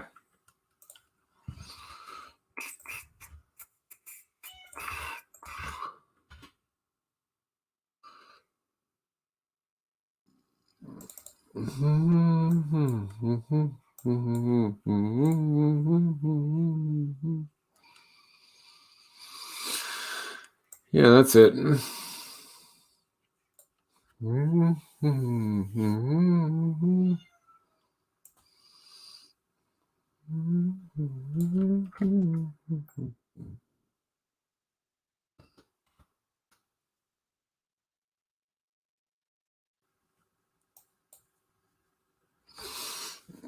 Yeah.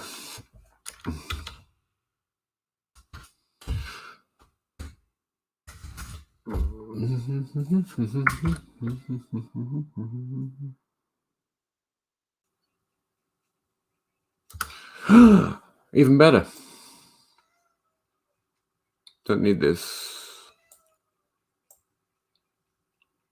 Cliff Kingsbury first. Yep.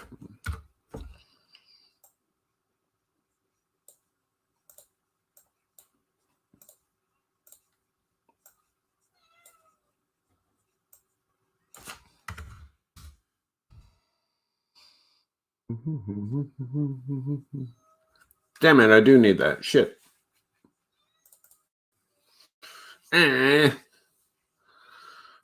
Fine.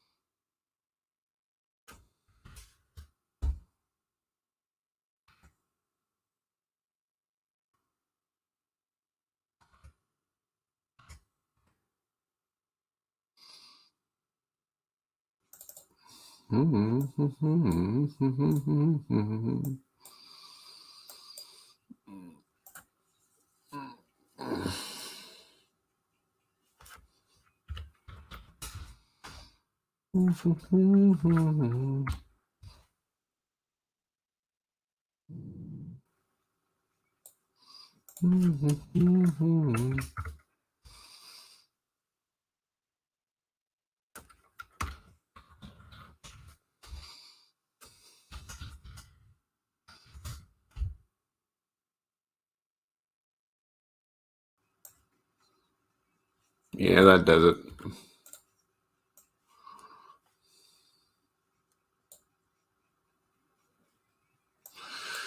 Oh, figured it.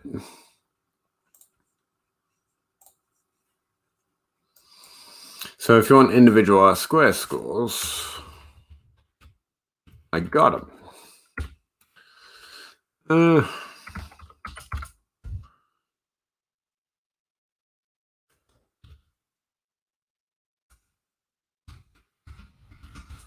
Good thing about index match, it works horizontally or vertically, which is helpful.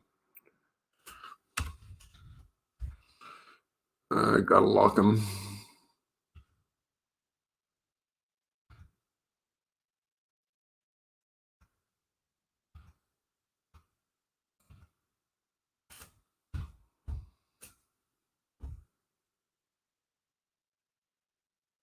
This guy.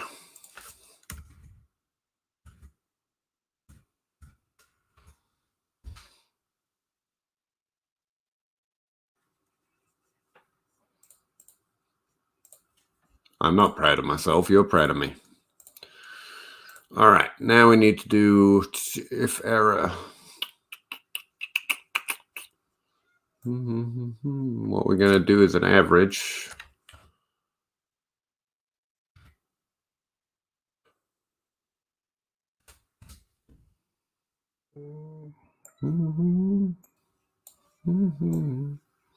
This has all been done very quickly in a way that you can't consistently repopulate this sheet over time, and we don't care. What?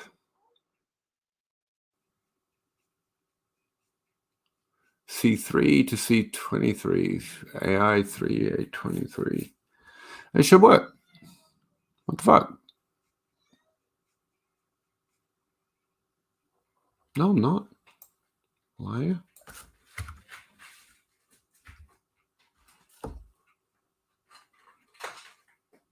Did I add an extra thing somewhere? Sometimes, Excel, sometimes. Me and you gonna go, bro.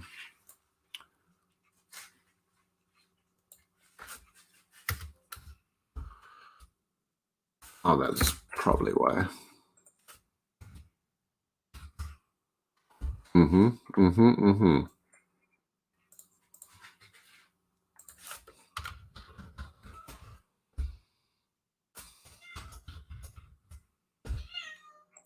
There we go. Ah.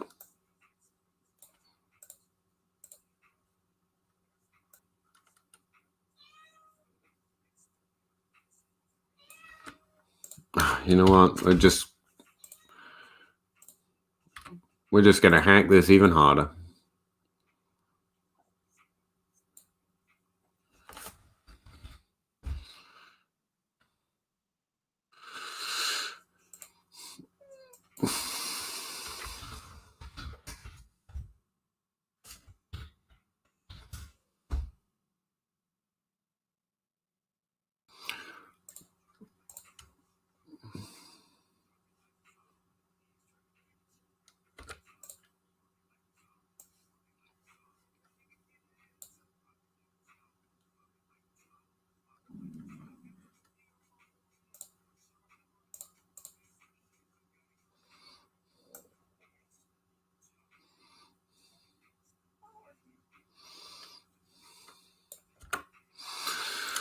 All right. So if they don't have enough data, they're using this really high R-squared average, to be honest.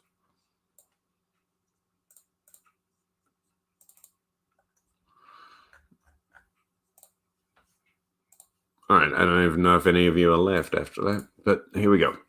All right. So essentially what I had to do is create this really makeshift table where I've got the coaches running across the top, and I'm only using the 32 coaches from last year. Populated it with their passing attempts from last year and the year before and the year before that and so on. And then I created a second table next to it with year N-1, actually. So technically you can run R-squared scores on passing attempts. And then if they didn't have enough data to run an R-squared score because they've only got 2 freaking years, I just use the average of the set, which I just literally copied and pasted onto down here, which is a problem because people like Matt Nagy seem to have remarkably consistent passing attempts. Yeah, 580, and the year before that is 614, 580, and then he's only got 3 examples, so that's really only comparing 2 years, but whatever, we got there. And the R-squared does therefore create slightly different numbers for it. But yeah, let's take a look here, especially if we take out that. So what I can actually do is populate it this way as well. And we can take a look to see who's more and least consistent. Why not?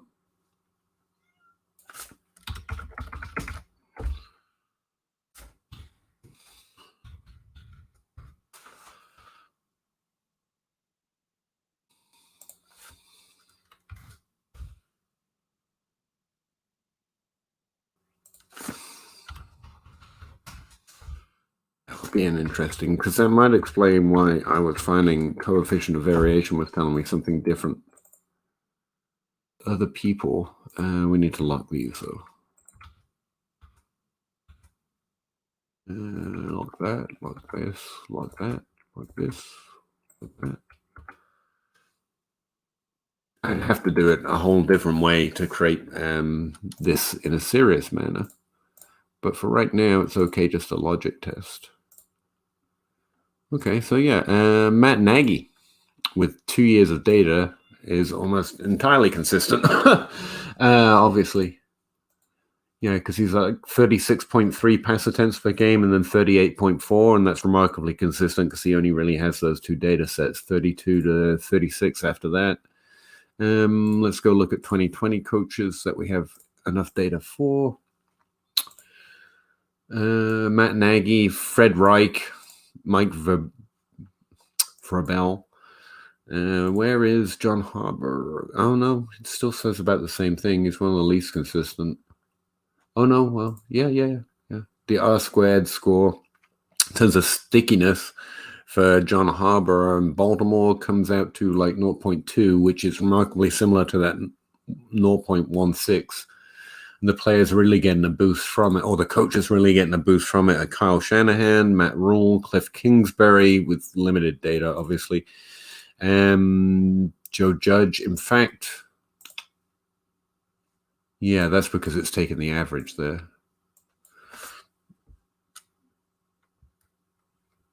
Yeah, I need to switch that.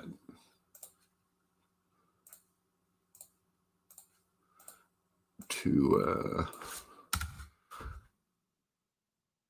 this. And lock that in. The average is just way too inflated. A few guys with minimal data sets would add minimal examples.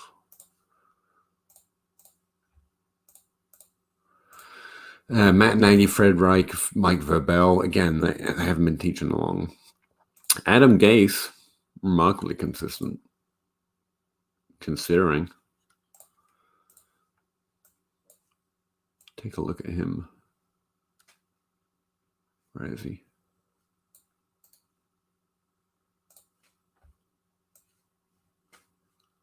That is interesting. This is a bitch, but it's interesting.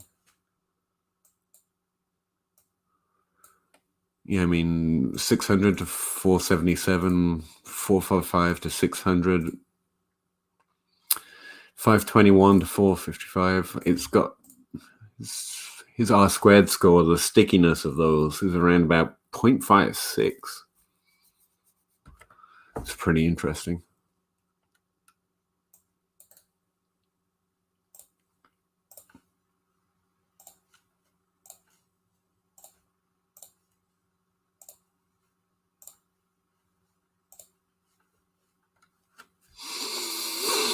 At least John Harbour is very stickiness year over year with a significant coaching history is around 0.18, which is below that average that I came up with before.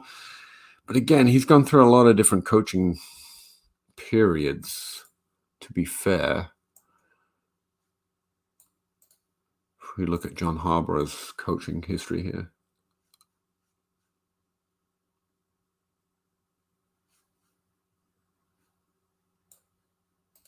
In terms of passing attempts, and we'd have to do this all again for rushing attempts, obviously. 510 to 433, 490 to 510. There's finding a lot of variance. There's that high year again, 614.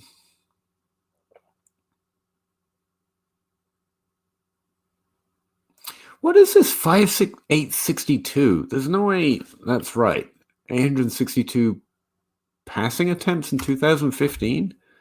Am I just crazy? Like, that seems off.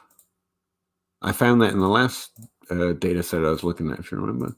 Passing attempts, Baltimore in 2015. All right. Let's see where that's coming from. Baltimore. Give me a second.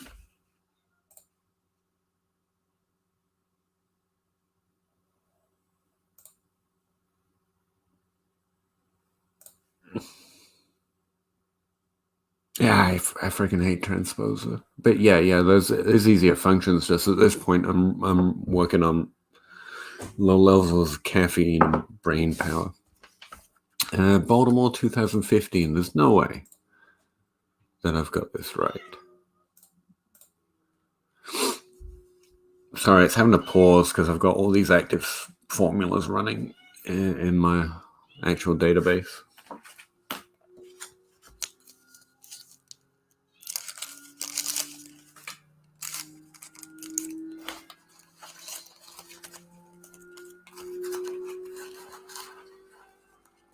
My desktop sounds like it's about to take off. There we go.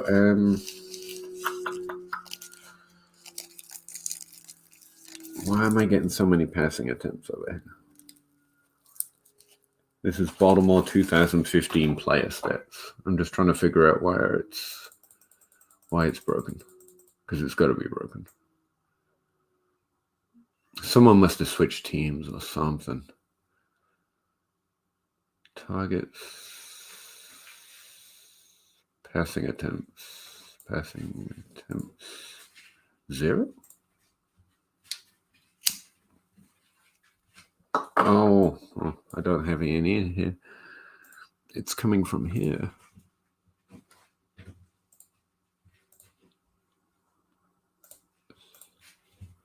Sorry, it's way too much to explain how I've got this set up.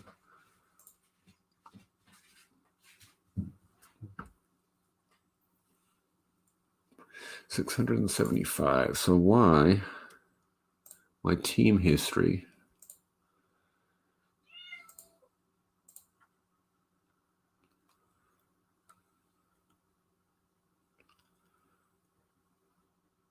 Using the sum of BG.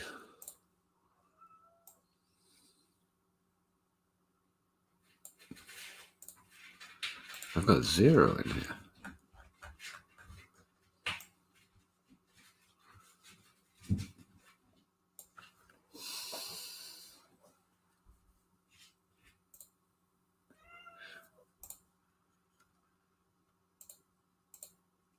I don't have it limited by position or anything, do I? I don't know why I'm asking you. You can barely see it.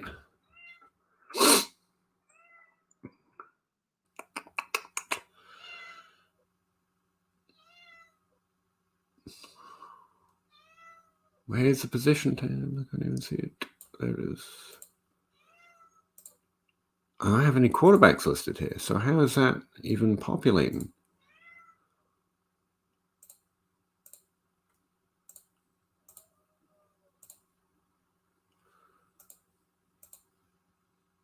Baltimore, 2015. Those are the only conditions.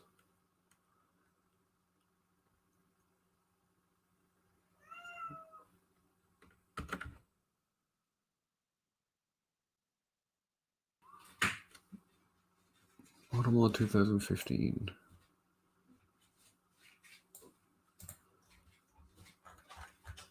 I mean, I honestly don't know what's going on here.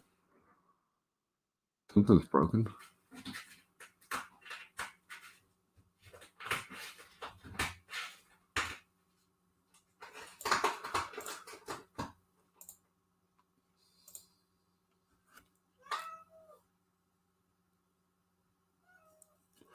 All right, this might be something I have to figure out when I'm not streaming, man, because it keeps crashing on me. But that would affect the R² score, and so it's something I have to come back to. If we really want to go through a regression, you need to figure it out.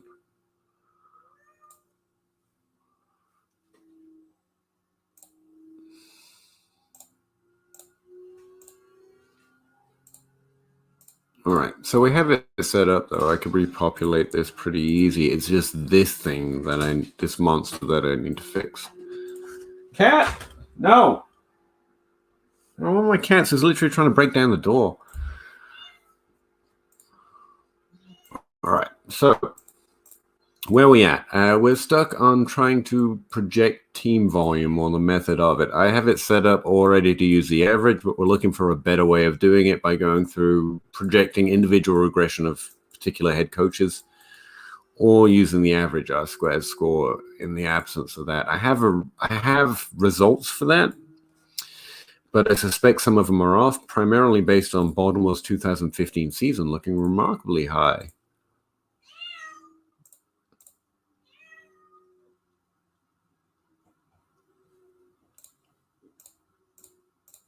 Yeah, like 862 attempts, and I don't even know where that comes from. And so I'm going to have to trace my NFL database to try and figure that out. I could do a quick fact check. It'd be easy on Pro Football Reference. The numbers are already wrong. We know that. But if you just go to the Baltimore Ravens page on Pro Football Reference, we can probably see pretty quick.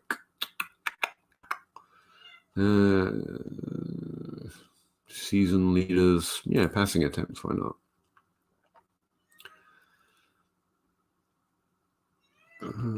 Overall attempts. Well, I got the yards. Team position game attempts. There we go. 2015.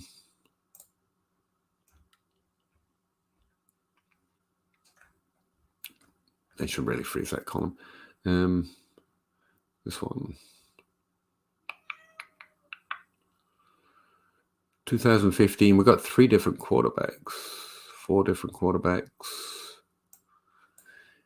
160, 260. Okay, it is actually pretty high. They must have, one of these quarterbacks switched teams, right? Mallet, Schwab, and Clausen played for multiple teams in 2015 or something. Nope, not Schwab. I was here for 2015. Why don't I remember this? Part of it might be that Jimmy Clausen played for 2 different teams that year, and he passed 40 times for Chicago, so that's inflating it. And oh yeah, also Ryan Mallett. Oh, I remember that. Of course, he passed 147 times for Houston and only 97 for Baltimore, and so we're getting inflated because of Ryan Mallett. Oh yeah, I remember all this mess. So that's why it's inflated, and I'll have to go back to my NFL database and fix that so that this populates right. It doesn't largely affect where we're at in terms of building the model yet. We're still trying to perfect how we want to project team volume.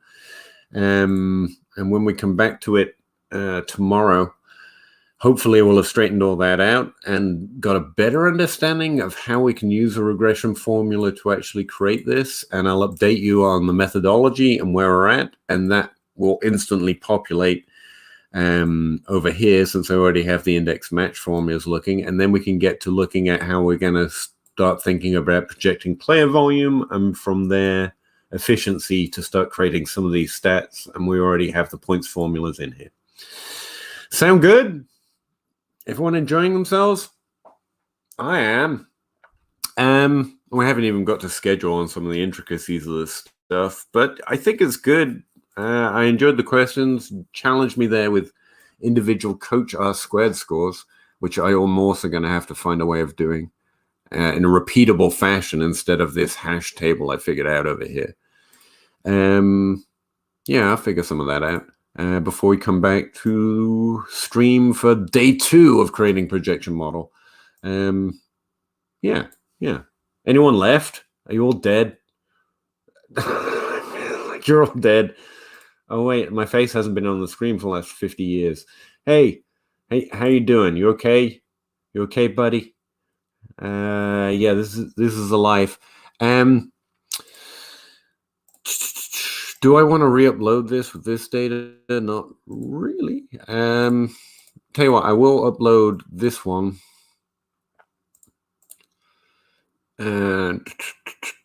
Somehow. So that we can correct that R² formula. Nah, let's not. Let's fix it, and then I'll re-upload it when we come back on day 2. And that way we'll have a correct way of, or the way we want to go about calculating volume for the year for the team, overall pie, as it were.